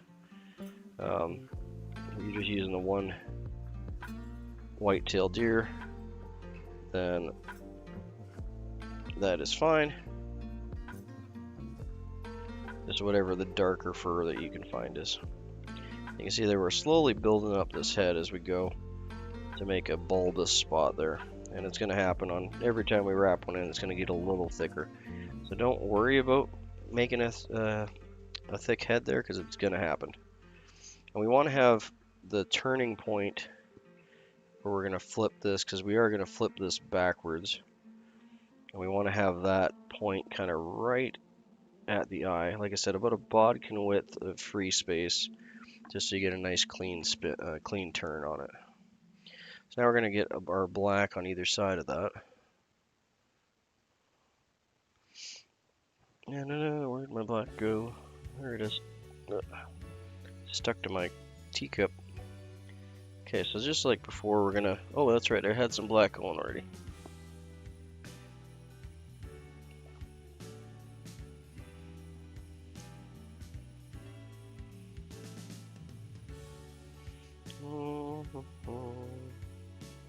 Not sure if this black's gonna be long enough. Are you? I might need to cut some more.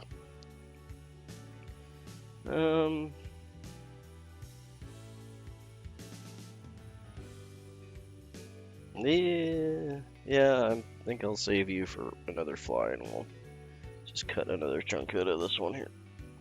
Ugh. But isn't that like the black on this mule deer is just like so black for like a natural black?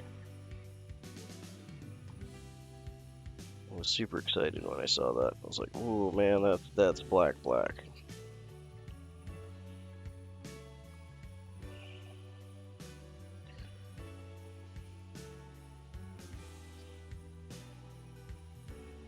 Okay, so we're just gonna cut off about half a pencil length here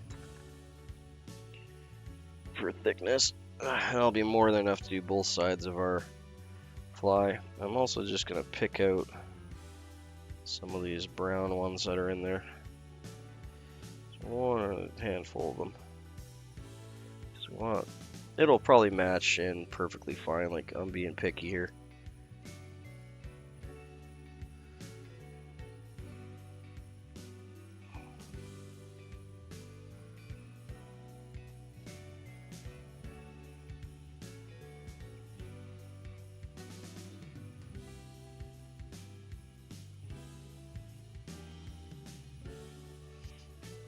But yeah, I'm being a lot more picky than I need to be. So I drop it all over myself. Alright. Well, shoe. There we go. Alright. That's going to be enough that we have for black for both sides, if not even more than we need. So we're going to need to get rid of these smaller fibers. So we'll grab the tips like so. Pull back, holding tight on the tips. We'll get our fluff and short guys out of there. The other thing you can do is you can tap it like this, but that does build up static. So if you're tying in a static prone environment, attempt to not do that. Keep it all together. This is a wonderful bucktail. I'm really happy with this guy. So we'll get that in here.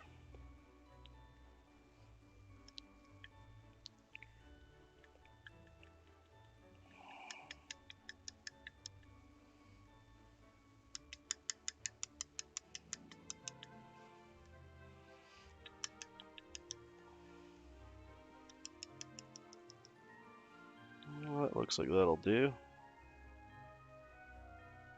There we go.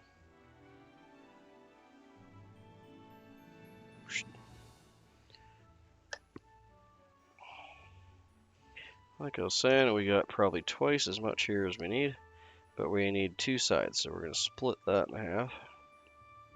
This is supposed to be a very sparsely tied fly.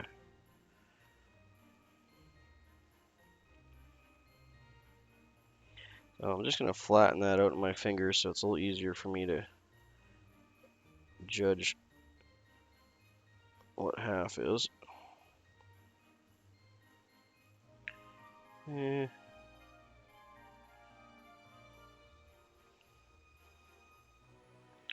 that'll work.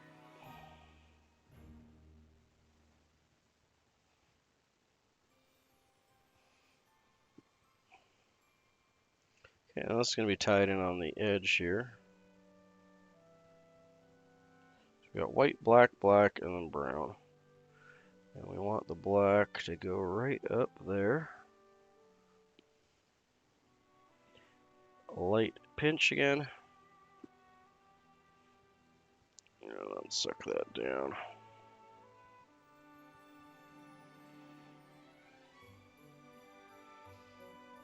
Get about 5 wraps, medium tension, and then we'll cut that off. Again, I probably shouldn't have let go of that, but that's okay.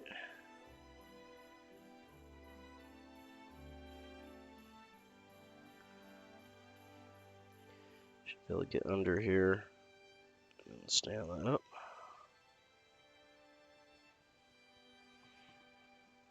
Let's take a couple cuts of that. If you hang on to it with your fingers and you don't gotta pick the long hairs out. Well, there you go.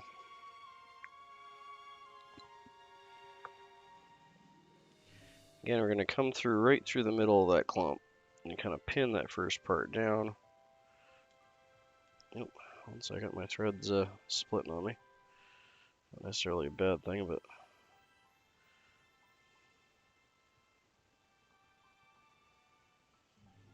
we just want to pin those down. We don't want to go crazy with it. We're going to spin it over this way now and do the other side. Grab our second clump again.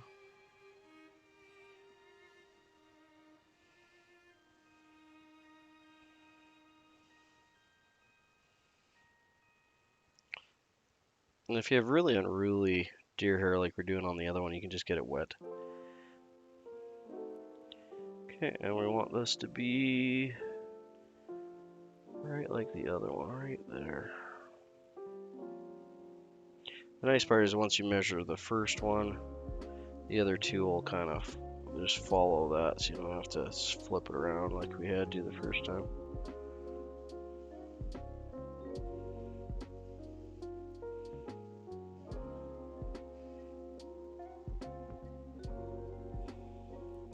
Okay, about 5 wraps back.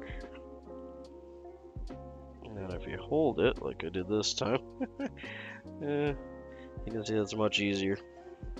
Did lose 1 or 2 strands there, but nothing crazy.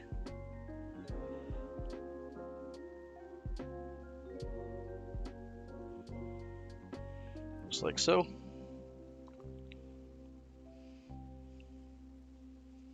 And we're just going to bury that in halves. See now how what I was saying about you're building the head up. You'll have a nice bulbous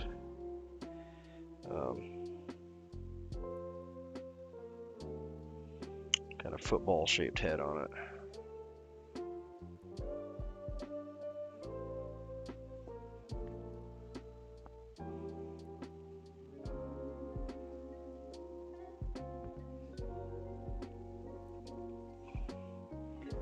Okay, and we're going to do our brown, tawny brown for the top.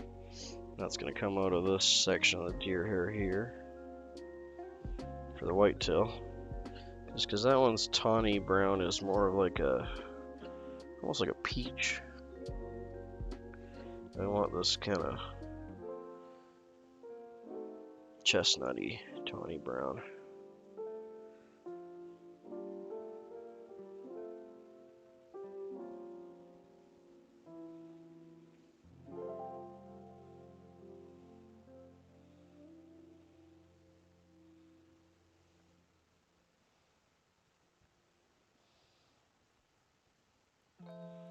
Now the middle is going to be your best place to take from. Wherever you can get your fingers on it. Middle is going to be generally your less flippy, curly fur. I guess it would technically be hair.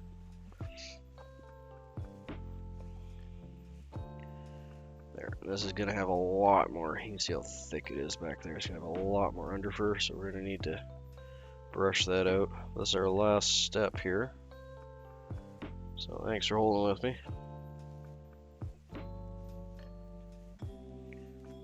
Get all that loose floof out of there, because that's going to stop us from stacking it.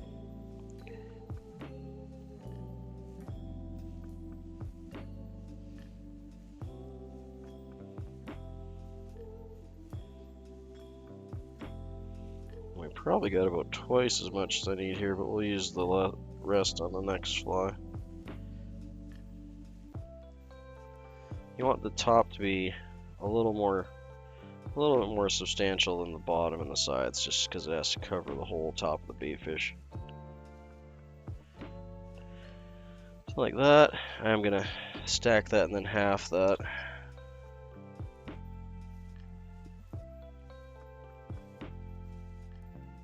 There we go. But yeah, if you're learning to tie, come on now. If you're learning to tie, you can do this pattern and just do this. Just do this part without that whole feather flash bit, and then you'll have a nice little black nose dance.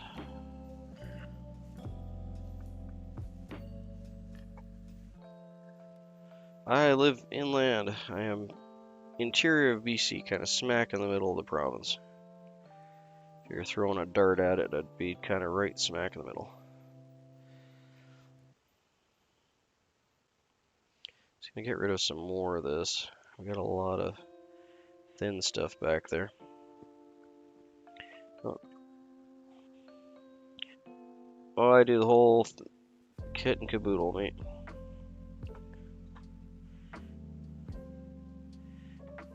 It's just a lot easier to film tying than it is to film fishing. The vast majority of lakes I fish at don't have any cell service at all, not even close, so that's been a bit of a challenge. But I have a new Starlink Mini and a power pack, and I'm going to be able to film some fly fishing this year, or a lot more of it anyway. Before, the only fishing I could film was in the valley bottoms and the rivers and stuff, where there's still some cell service from the local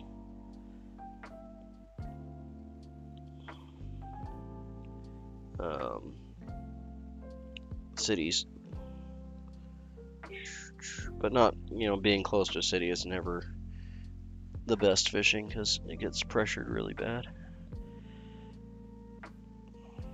Okay, so that's our brown poof. We split it in half. I'm gonna try and flip this without causing too much of a problem with it. There we go. And we'll tie that in right on our top, right between those two black ones. And we're ready to flip it after this. That looks about right. I might lose a few fibers on this because this is a little bit shorter than the others. So again, we're gonna bring it up, pinch it, bring it down. There we go. Managed to do that without losing too many. About 5 medium wraps. Oop, I grabbed the tail. Oh, that's not good. There we go. Didn't mean to do that. Sorry. Cut on a 45. There. Yep, now I'm right smack in the middle of the interior. Absolutely beautiful place to live for fishing. World famous. I probably have about 2,000 stocked and unstocked lakes within 2 to 3 hour drive of my house, and I have 6 fishing lakes within walking distance of my house. So, absolute fishing paradise. I've even done the fly fishing championships and stuff here a couple times. Alright, so now I'm gonna finish building up this head, and then we'll flip it around.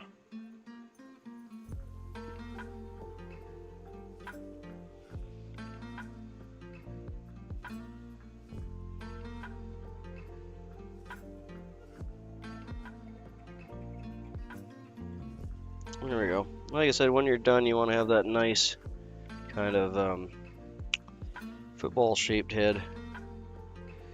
I'm just going to build this up a little bit more so we're not going to get any thread slippage.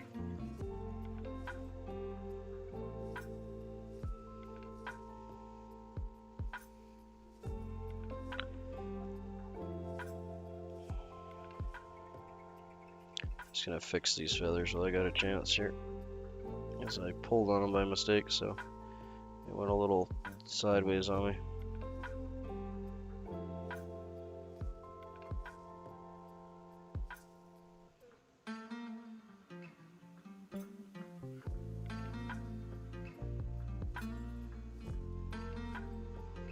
There we go.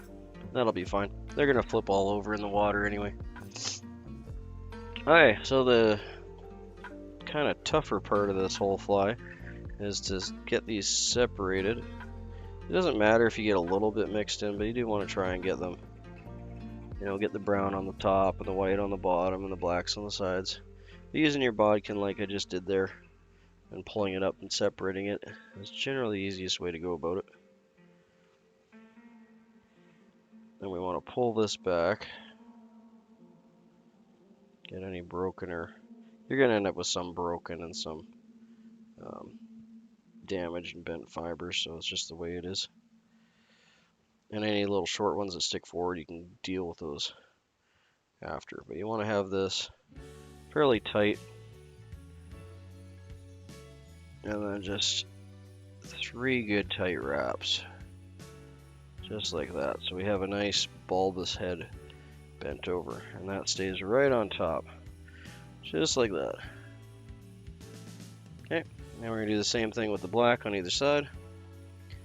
Like to do the Nimby tries. Excuse me.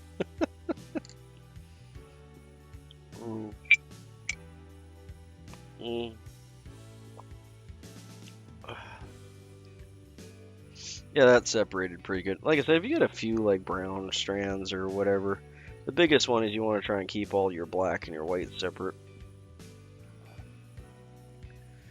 because they're gonna be pretty obvious that they're a different color. But you know, after you fish this and you get 1 or 2 fish on it, it's gonna get a little beat up anyway. But as I was saying, this is for a friend. I want to have it somewhat pretty, so we're going to try and separate these guys out. And a bodkin does make pretty short work of that.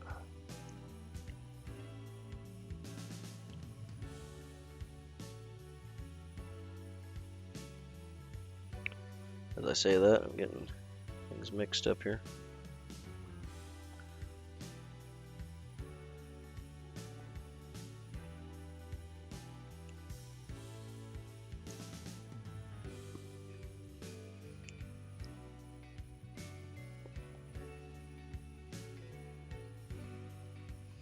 Okay, so basically we want that black line to be right down the middle.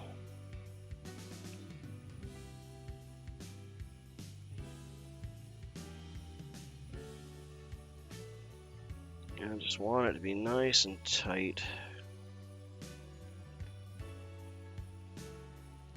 And this is another reason why that bulbous head really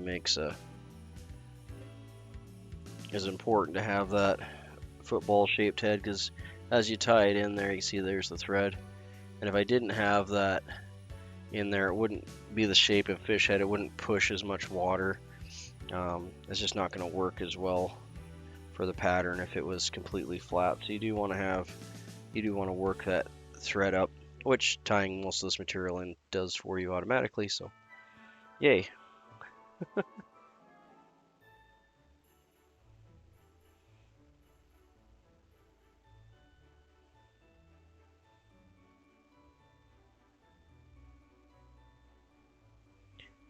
And there's different techniques you can do to help keep this separated, but for most people, especially for your own box, it's really not going to matter if you get a couple white fibers in there.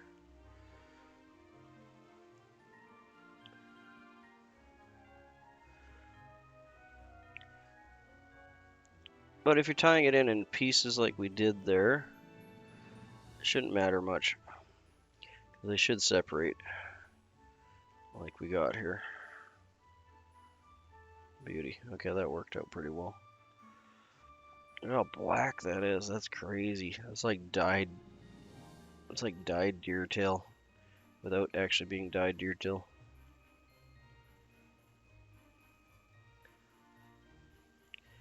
Trying to pin this down without poking my finger. That hook is sharp. There we go. So again, just 3 wraps. You're wrapping all these on top of each other. Beauty. What? Oh, it's looking so good. Alright. La piece de resistance is the white belly. Yeah, you can see if you're just learning to tie, doing just this front part with the brown top, black sides, and white belly, you only need 1 material. You're practicing thread control a lot. It is something that does take a fair bit of thread control. And you end up with a fly that any place, as long as they're eating bait fish, this is a very classic fly. In different variations, it's been tied over and over and over, and it just works. So if you want to tie a fly that you can catch fish on, as long as the fish, that hook is sharp. As long as the fish that you're going after eat bait fish, they will eat this. There we go. And I only had one actually hair split on me there, which is pretty crazy. Normally you get a good 3 to half dozen popping out of there just from being pulled back so hard.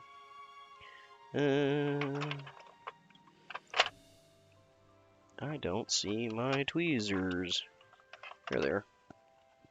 Sorry, I'm just going to do this while I see it. Might not see it later. The other difference with this fly with 95% of most flies is you're finishing it off back here. The white color is the traditional. You could color that with a little Sharpie marker. You could change your thread for that last section if you wanted to have a colored collar. You can go black. I generally find the white is better to do the bulbous head part, just so that when this gets wet, the black thread underneath wouldn't show through the white, because you want to have that bright underneath, which represents the bait fish. Okay, so we're going to throw on 2 half hitches here. I'm going to use my big, massive, expensive pen.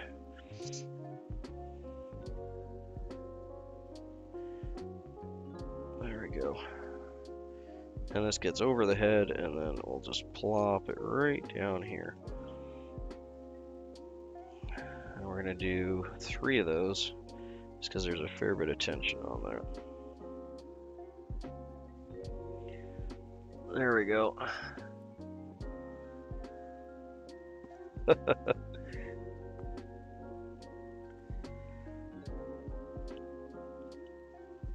There, you're fine, Valhalla. You're good.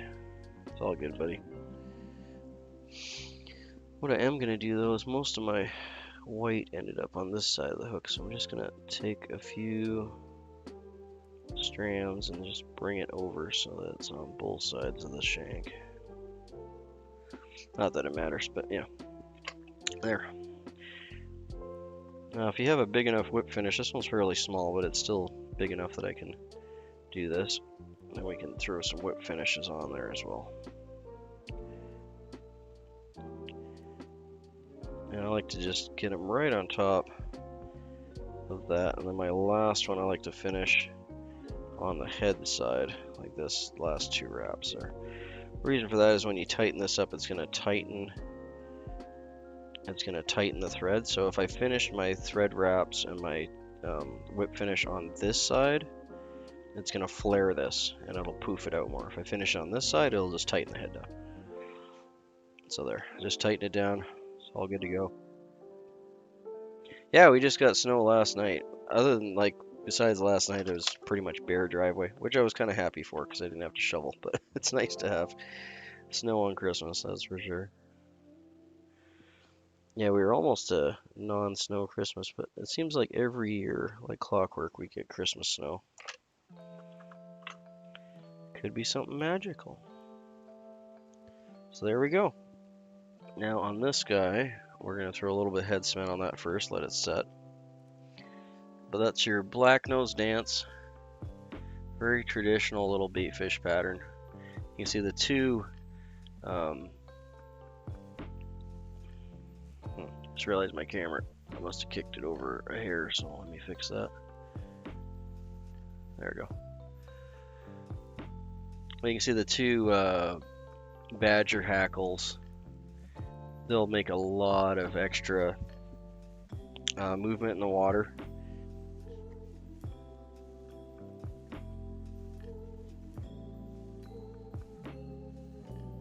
There you go. It's not only a Subaru, it's a snowblower.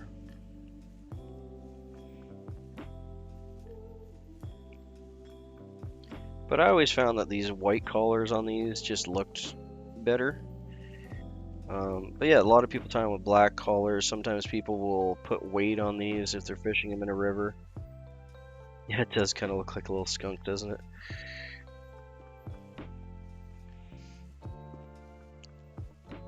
But yeah, you can omit that whole first part of this fly and just do the deer hair wraps on it, and it will be just as effective as far as catching fish goes. The extra little flash, you can see it's just minute, right? This is like a very, very thin. But you can see they just add a little bit extra to it, right? Like a little bit more of a tail, a little bit more of a movement. You can see that those black stripes from the badger kind of carries from the deer hair right through to the tip, and it just works really well for this pattern. Super simple, and you can go ahead and paint eyes on it if you want. You can stick some eyes on it. I had so much fun with the eyes last time. I think we're gonna stick 2 little white googly eyes on this just because that made me it made me laugh. It just tickled me. I'm gonna do my spiel and rotation here while we wait that dry though.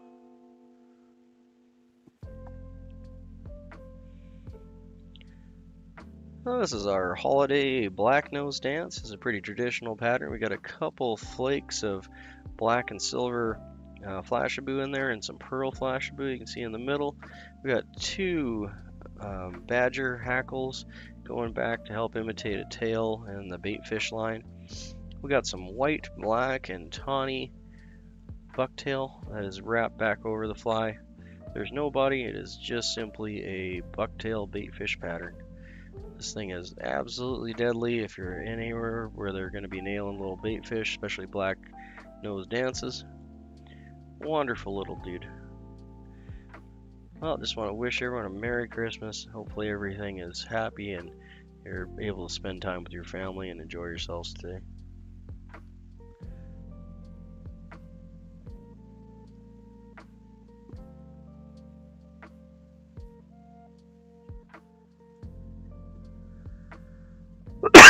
Excuse me, guys. Sorry about the coughing today. All the fur's getting to me. Thanks, Valhalla. I'm happy to be able to spend some Christmas morning with you guys. That's a fun little dude. I totally have to throw some eyeballs on him though.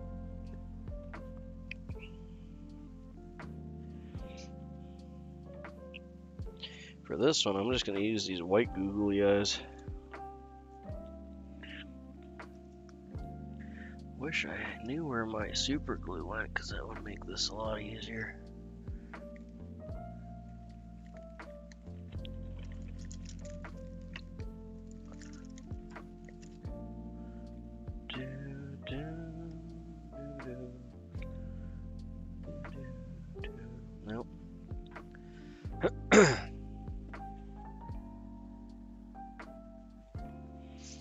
Hey, thanks for the sub.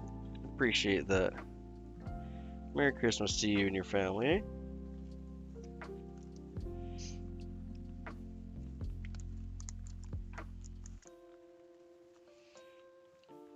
See if I can get 2 of these out of here without dumping the whole pack like I did last time. There we go.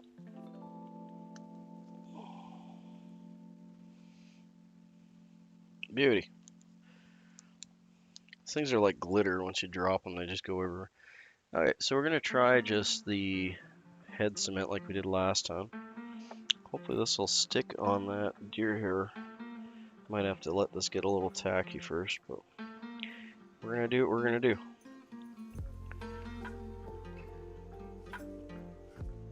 I'm just going to put a good dab on the one side there.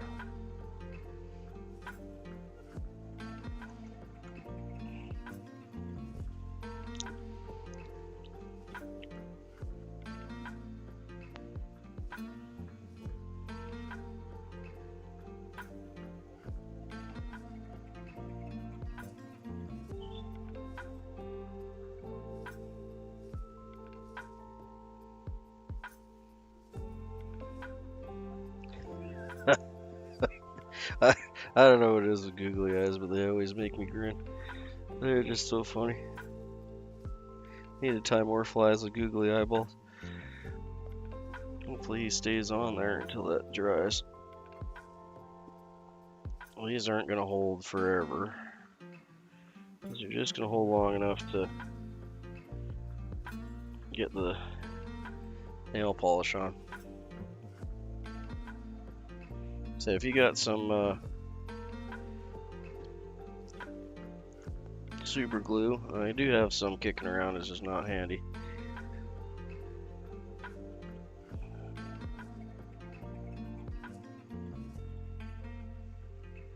Come on, buddy.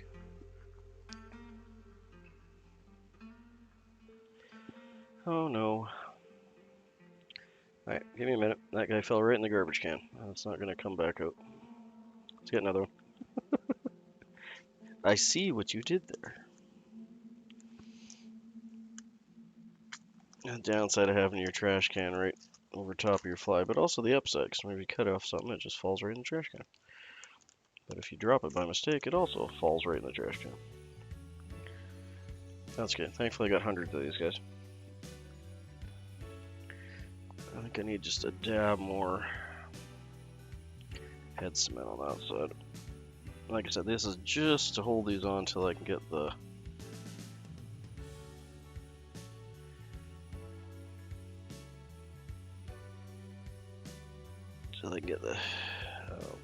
nail polish to hold it. Deer hair is kind of slippy, so a lot of glue really doesn't like to hold it all that much.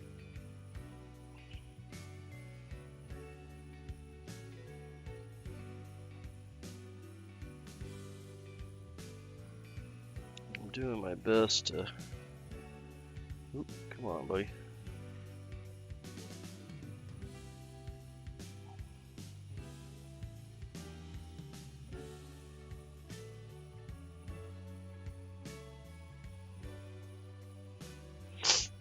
Don't want them too lopsided. Okay, we're gonna let that dry just for a second there. That's a fun looking little fish though, eh?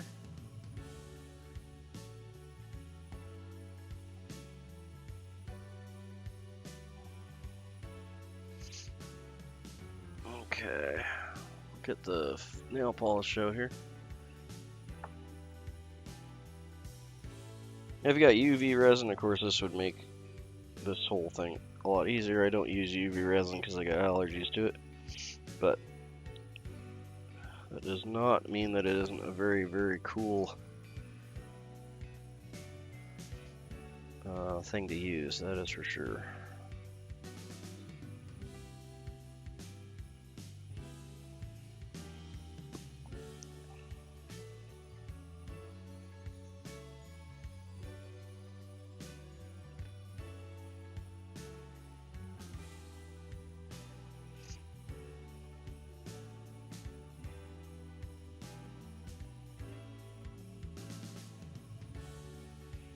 Yeah, this nail polish should hold it in just perfectly fine once it dries.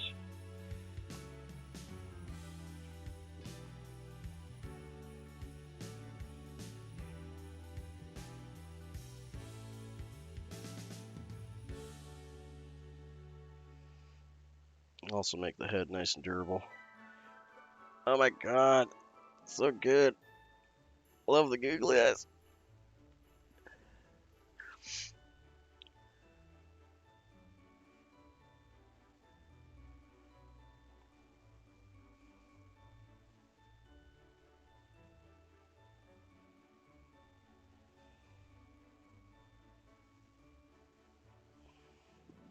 Ugh, getting a little bit on my eye there that I didn't mean to, but I want to make sure these guys are covered. That's okay. Not gonna hurt nothing.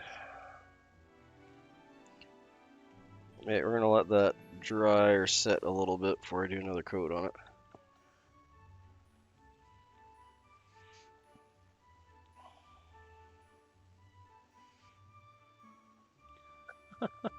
What a little goober.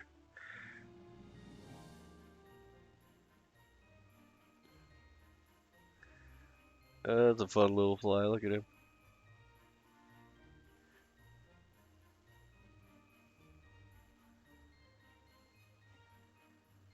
No worries, Val. Good. Thanks for stopping in, mate. I know anytime you spend with me on Christmas morning, it's special. Nothing's more important than your guys' time. Merry Christmas. Thanks for hanging out, man.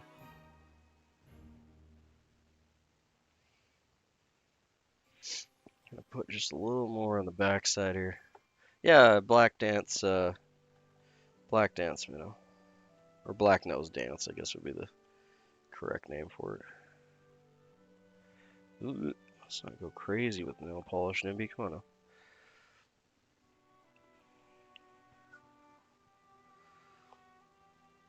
There we go. It's gonna soak in, so I'm just gonna add a little more. Yeah, I know, that's why I'm giggling, because it's funny. It tickles my funny bone.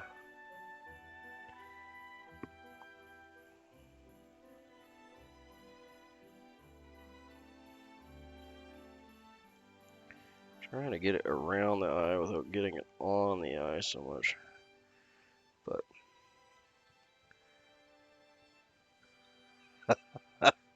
this is so funny with the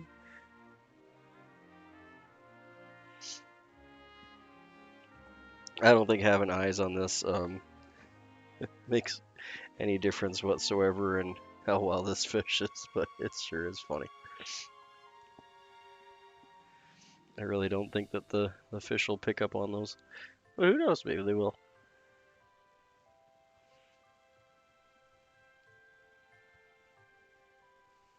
Sure makes a nice shiny head though.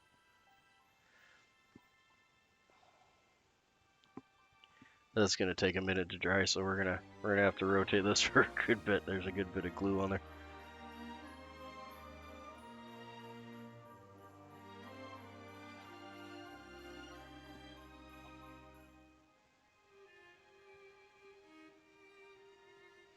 I really appreciate everyone spending their Christmas morning with me and enjoying some wonderful little flies.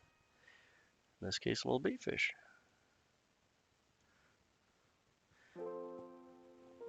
But yeah, if Tyler's still in the chat there, this is a really simple little pattern you can do with just a bucktail. So you could buy a bucktail for, 12 to 20 bucks depending on the quality of the bucktail. You could make hundreds of these guys and work a lot on your thread control. It's an excellent little baitfish pattern.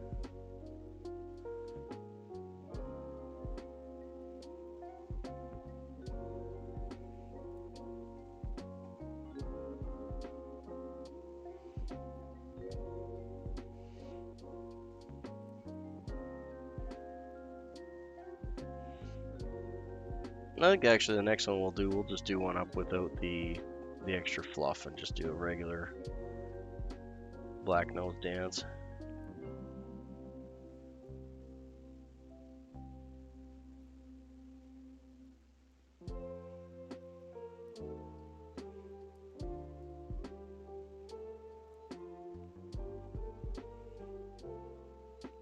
It's starting to set now. I can see the glossiness to it.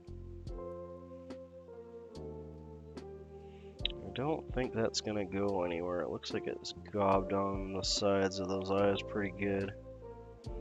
It's amazing how strong that Sally Hansen's nail polish is for holding things in place. I'm just gonna let it sit there for another minute or two and dry up. We'll do our rotation and spiel here in a minute. Oh.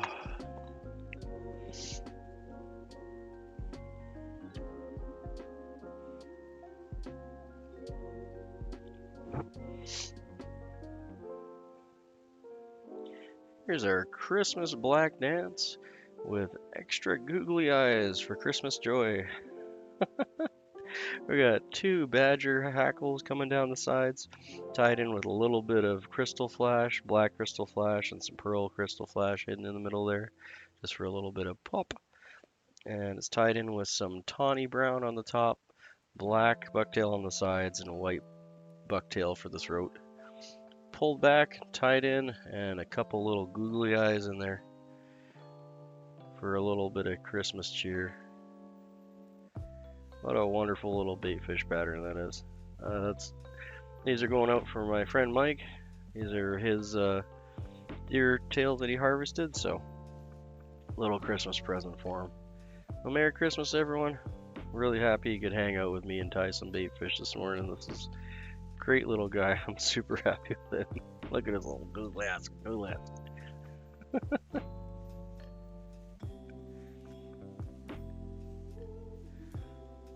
There we go.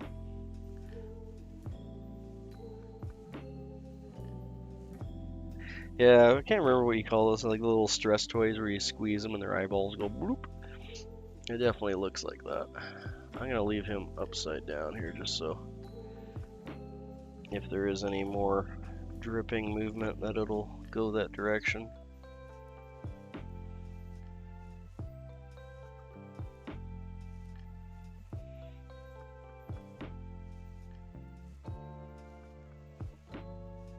There we go. I'm just gonna finish up my tea here.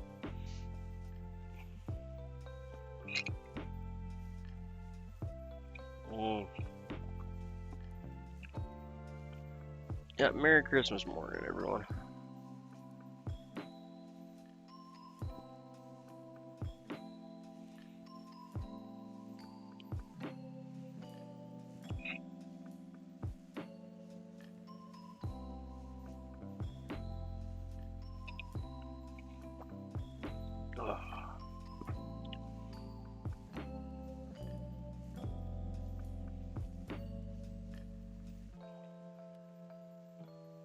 Thanks, Maddie. I know it's not an East Coast or across the pond pattern, but it's a little more up your alley with the bucktail and the streamer stuff. Very classic little streamer though, and just deadly efficient. Fish nail these things. Doesn't matter where you are.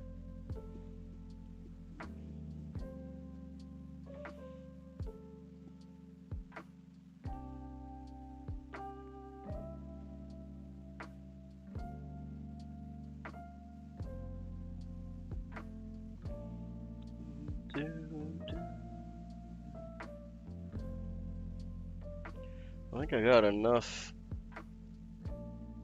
spare fur here on the desk to tie up one more here. I think we'll just go with a simple, like I was explaining to Tyler and Andrew there, that you can tie this without all the embellishments in the middle and it works just as well. I think that's finally starting to cook off. It's getting a little dull on the surface, so I think we're safe now.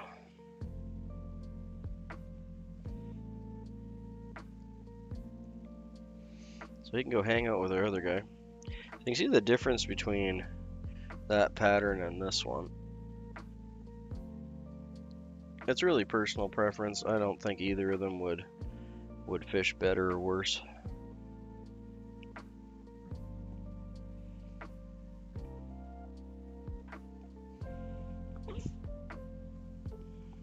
Or they can both hang out there. Yeah, those red googly eyes are just... I find them hilarious. Okay. Let's do... I was wondering if I should go with bigger or smaller here. Looks like the extra fur I got kicking around is on the smaller side, so let's go again with a size 6.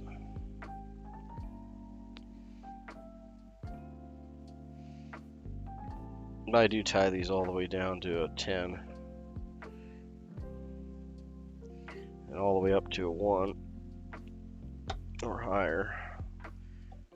Pretty sure those big guys I got there are 1s. Okay, so let's just keep going with our white thread here.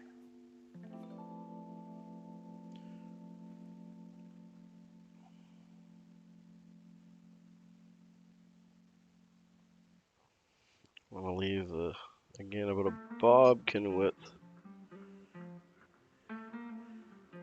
to the front, just a bit. So when you're pulling it back, you don't end up with like a thread lump sticking out. So just like a bodkin width at the front, just makes it a little cleaner, and it's not gonna impact your tying at all. Okay, so let's do...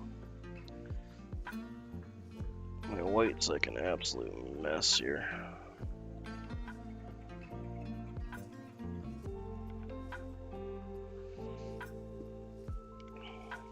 Again, this fly is a great fly for new tyers to learn to tie sparsely, because this was originally tied extremely sparsely. If you're tying it too fat, you'll know, because your head will just be a big old football. And you do want a bit of shape like that last one. You can see there's a nice bait fish head shape in there, almost like you'd have with like a jig head, you know. You want some substantialness there, but it's really easy to go overboard with bucktail and make this into like a salmon streamer when it's not supposed to be. Got a little glue on my fingers apparently. There we go. Alright. Tap this down. There's going to be our white underbelly first. Now it's going to judge our length, because I think these are my shortest pieces. So there we go. Just going to capture those off. And I actually grabbed them with the wrong hand. Said when you're playing with these, if you're practicing, you want to get better at not transferring the material as little as possible. Will definitely help you from keeping all your ends even and everything. Okay, so the best way we can go is we want to have it, the hook shank in about half. Go back a little more. So we're going to measure that. That looks about right. Bring that forward. Again, we're just going to, so I'm tying it in backwards. Let's get that rotated up. We want this on the belly. Not bad. Just testing you guys. Oh, that's a sharp hook point. I don't know why I keep poking myself. Whew. Okay, let's straighten this out. Wrapped around the hook a little bit. Oh, buddy, you're sharp.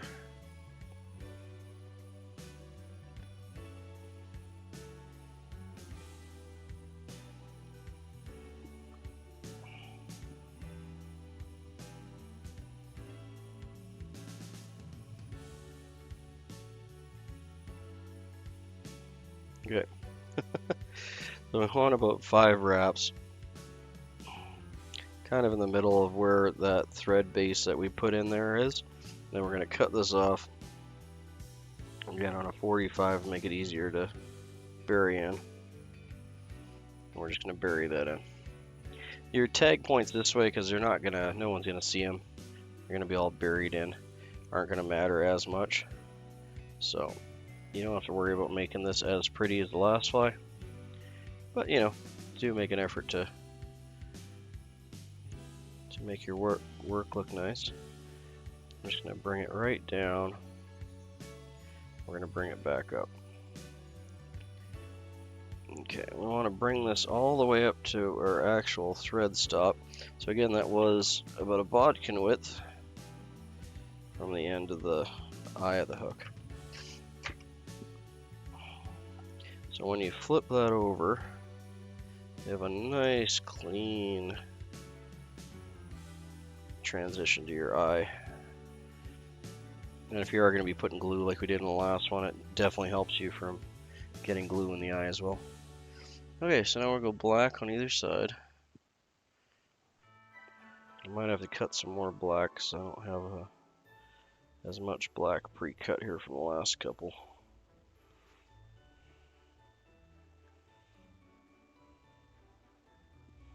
And I do have a little bit of brown in there, but we're gonna run with it.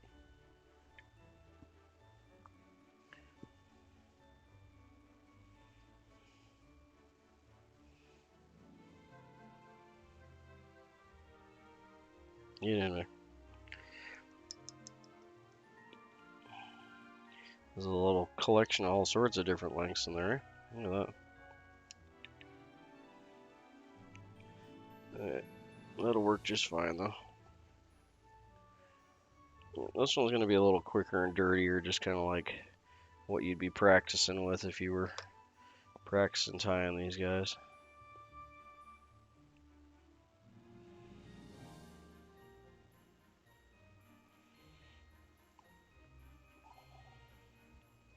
We're going to turn that sideways this time and get that out. Oot. My Canadian's coming out at me. Oot.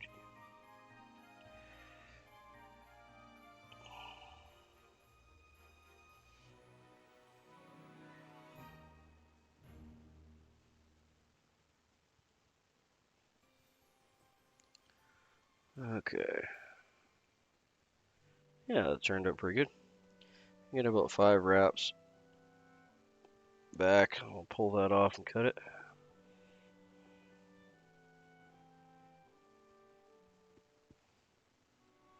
Again, about 45.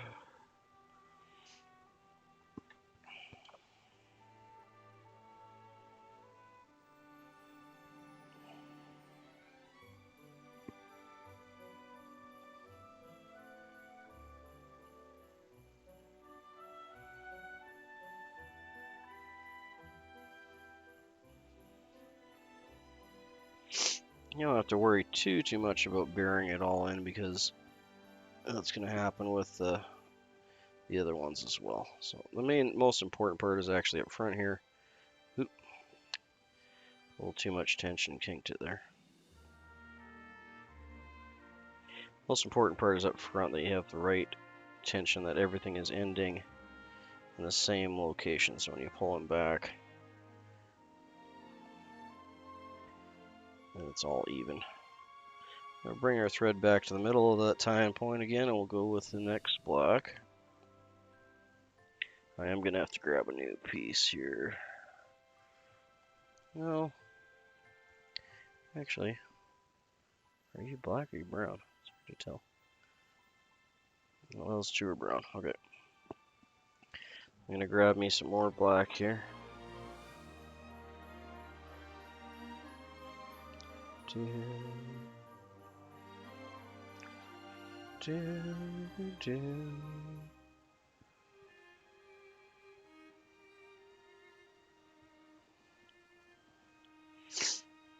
probably getting a little more than I need, but that's okay.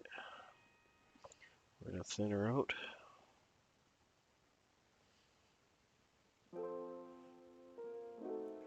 We're gonna grab those front fronds and pull back. Nope, didn't really get much out of there, did we? This bucktail is so clean, there's like no under fur in it.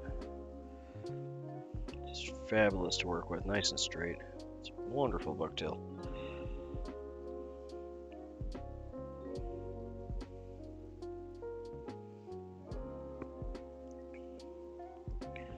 There we go.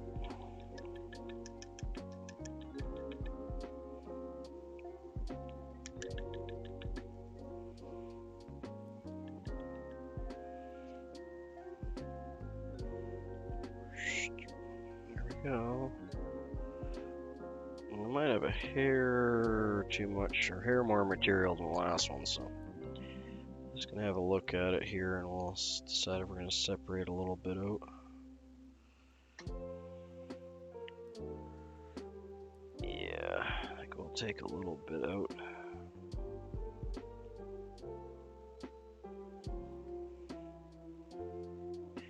Not a whole lot, just probably about four fibers or so. Kind of being overly picky. This is for a friend. Woohoo! That might be my like record. Not sure what my most likes are, but that's definitely up there. I don't think I've been over 25 very often. That makes me happy. Thank you all. It's a wonderful little Christmas morning present for me. I thoroughly appreciate that. Yeah, if you're enjoying the stream and enjoying some Christmas morning time, then feel free to add to that like pile, and that will make me happy. But I am happy just to hang out and share the morning with you guys. Your time is the most important thing. And the fact that you're willing to share some of that with me means a lot. Okay.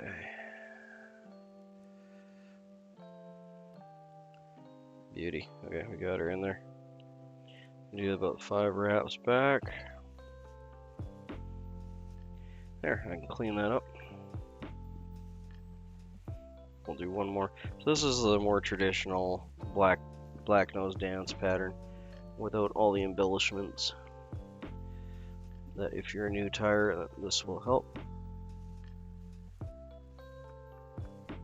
Oh, cool.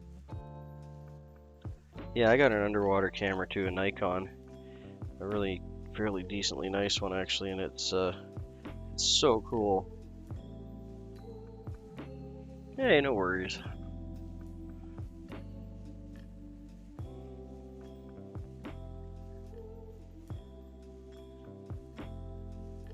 Hey, there you go. Thanks, Yoshi. Thank you. I'm sure Dustin will really appreciate that, mate. For everyone to get he helps everyone out so much. That's awesome. Thanks, Yoshi. I really appreciate that. Merry Christmas to you. That's really nice of you, man.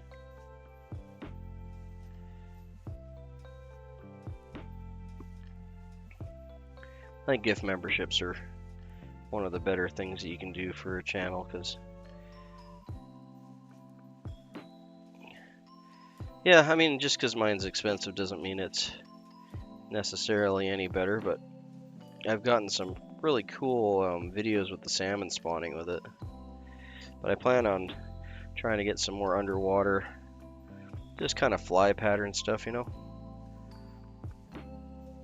Like what the flies look like underwater, and different techniques, how they help the fly move and all that. I think it'd be pretty hard to try and get some underwater fish takes, but that would be really cool. I mean, if you can manage that, that'd be really cool. But that's kind of the holy grail, right? There was one, trying to remember the name of the company. I think it was like Fish Wolf or something Wolf. That it makes a really cool underwater camera that connects like right to your line. Now that would be, although as cool as that would be, I'd be terrified to lose the thing. Right? I lose enough hooks as it is. I wouldn't want to lose a, a couple $100 camera. But I've seen some videos of people getting pike and muskie and stuff on them. And it's really cool watching like a predator come up and stalk the thing. That's neat. Okay, this one's gonna get tied right on top.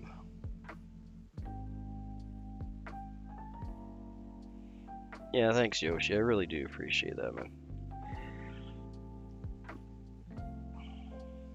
I don't do a lot of self-promotion for the channel, monetize or money-wise, but it does all help. I like to do more giveaways and stuff in the spring here, and it helps to buy materials and everything.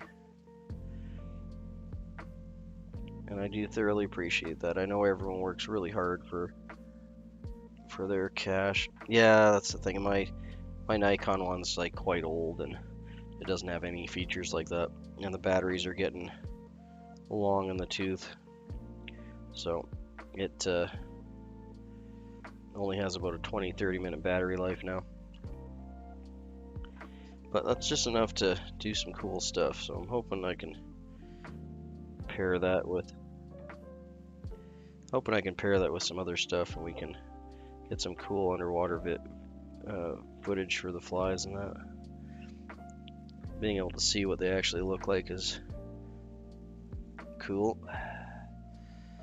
You know, and change the fly up, try different techniques for legs and tails, and see what works and what doesn't, and if it's worth all the effort, you know. I'm just building the head up now. Yeah, everyone give Yoshi a thank you for that. I appreciate that thoroughly, and I know Dustin will appreciate that too. He's such a nice guy. Oop. Yeah, let's make sure I'm doing that proper.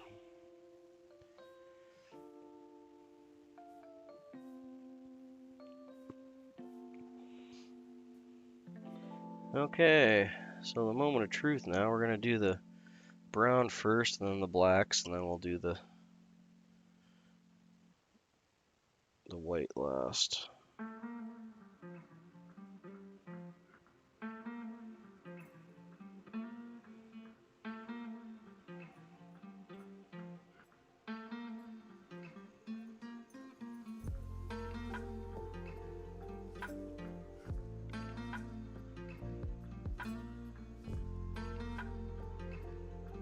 That's hilarious.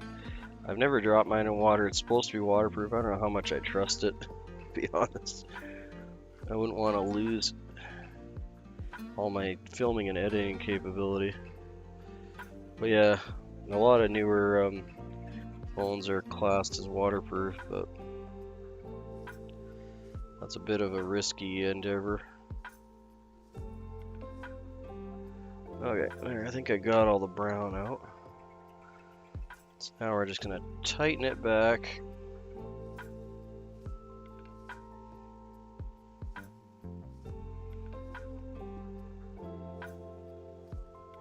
And get it good 3 or 4 good wraps on there.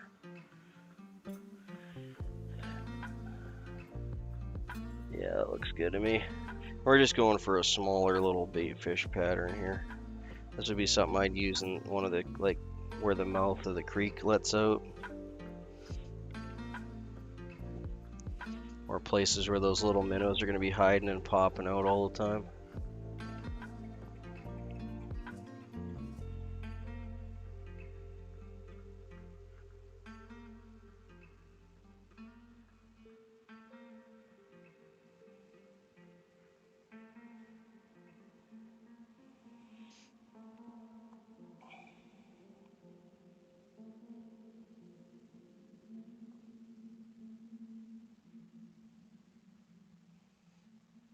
There we go.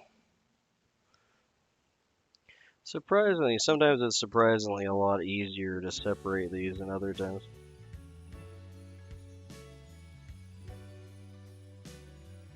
Yeah, I don't trust mine to be waterproof, even though it says it is. And it's also older. I've had the thing for a long time, so all those glues and resins that are supposed to keep it waterproof are, you know, maybe not so waterproof anymore.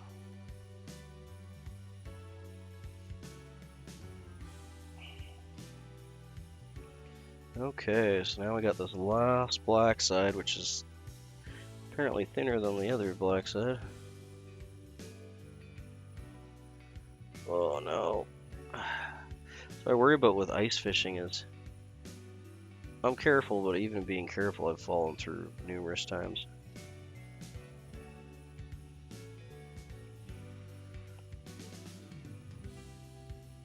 Which isn't as scary as it sounds.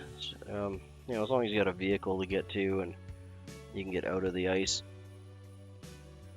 it's really not as bad as. Oh, there's that too. Get insurance on it.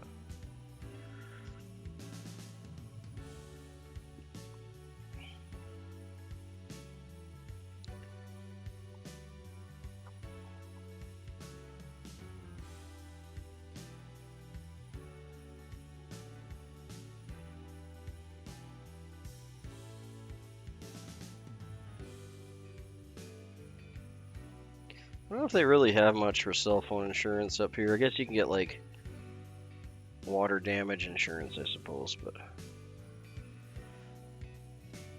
as far as in Canada, I don't think they do a lot of that.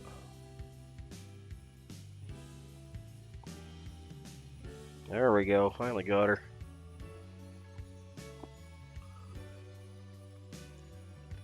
Oh, I keep poking my finger. Okay, so let's get that nice and flat here.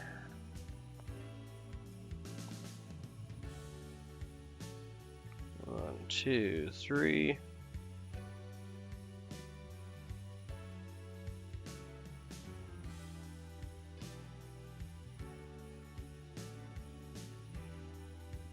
Yeah, mine's got a pretty decent zoom. I don't use it all that often, but it actually has like several. I think it's one of the only cell phones that has an actual mechanical aperture, and it's a Samsung Note 9, so it's on the older side now, but it actually has like a proper aperture lens and everything in it. That's exactly why I use the white thread on these. I don't use white thread as much as I probably could, but especially on these, as I'm mucking with it and messing it up here. Wait a second. Come on now. Oh, keep sticking my finger.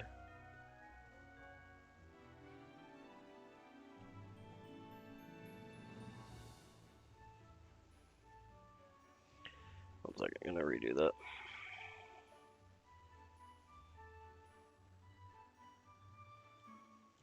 Oh yeah, okay.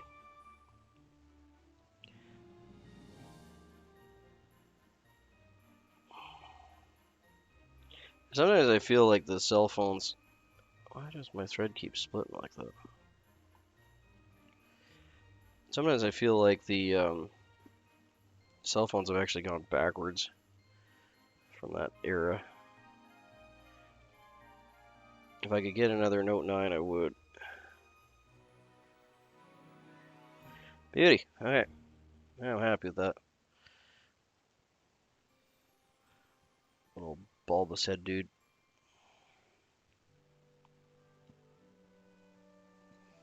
Where's my tweezers go? Got one little. You're always gonna have a couple hairs that are gonna break like that in here, but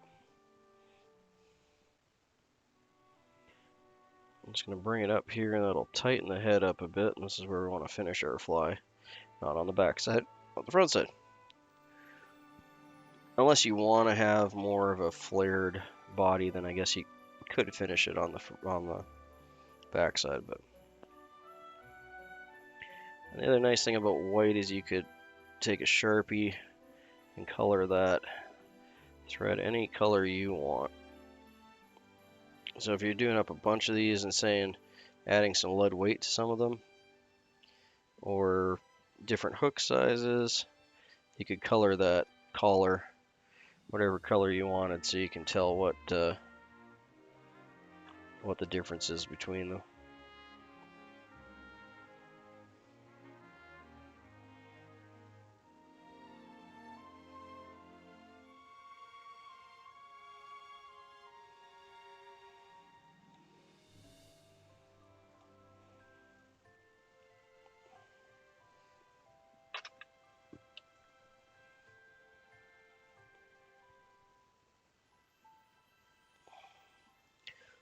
a little broken hair there.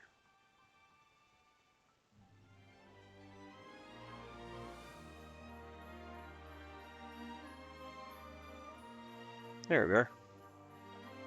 There you go. That's a really simple, on the smaller side, black dance. Like I was saying, if you're looking for a simple little fly to tie without much fuss and just having one material, you can tie this all out of one bucktail. Just gonna throw some head cement on that collar there. Guess that's technically a collar. Now, if he was gonna wear a necklace, that's probably where he'd wear it.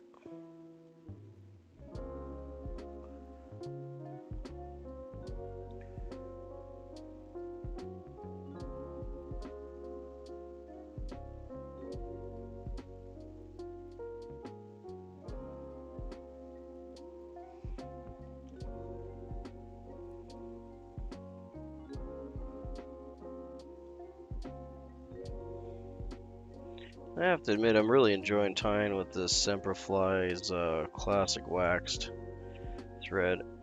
It's a little bit smoother than the uni thread, but it's very similar. And it does flatten out, unlike the uni thread, which is corded.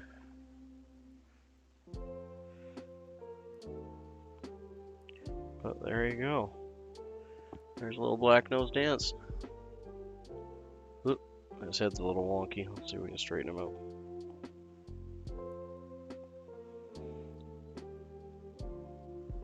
Can make him worse?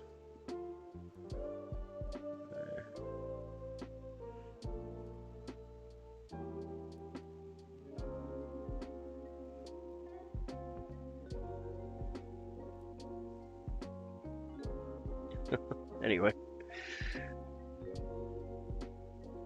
Alright, so if he's like that, I'm gonna bring him down a bit. There we go. That's better.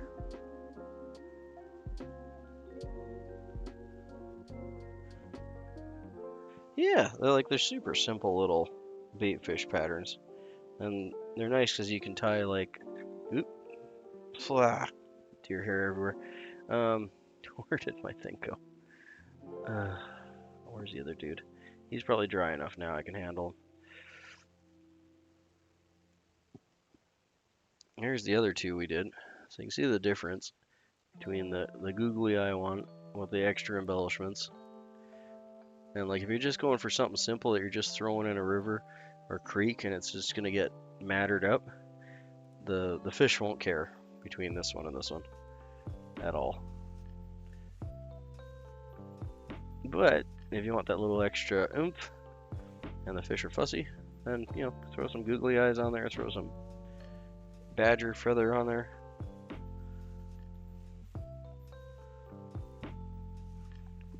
Yeah, fun little dude, eh?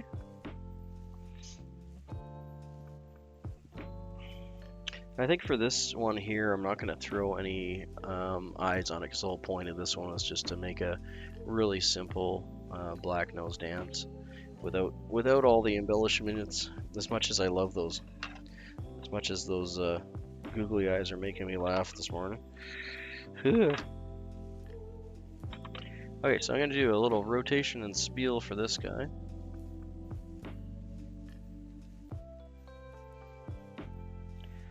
Well, there's our traditional Christmas morning black nose dance. This is just tied with simple bucktail, black on either side, tawny brown on the top, and a nice white belly. It's tied on a size 6, 3 times long streamer hook. This is a little bit on the smaller side. You can go all the way down to a 10 on these for creeks and rivers, and you can go all the way up to 1s and bigger, whatever your bucktail can handle. Well, thanks for hanging out with me, everyone. It's been a wonderful little Christmas morning tie with everyone. Merry Christmas. Hopefully you and your families have a happy and wonderful New Year, and God blesses all of you. Thank you kindly.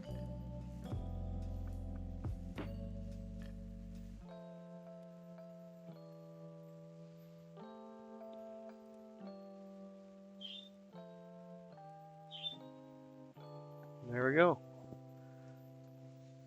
Oh, thanks Jack Pepper for coming out. Thanks Yoshi, Maddie. I know Valhalla is gone now, but it's all good. Stardust got a new membership thanks to Yoshi today. Thoroughly appreciate that, my man. We had a few new people drop in today. We had couple new subscribers. We had Andrew and Trevor also in earlier. Evan. Who else was in that we missed?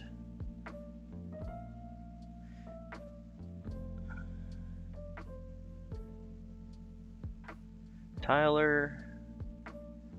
Muddy Waters, of course. Sorry, mate. Forgot Muddy. Riverfront Braids was in as well.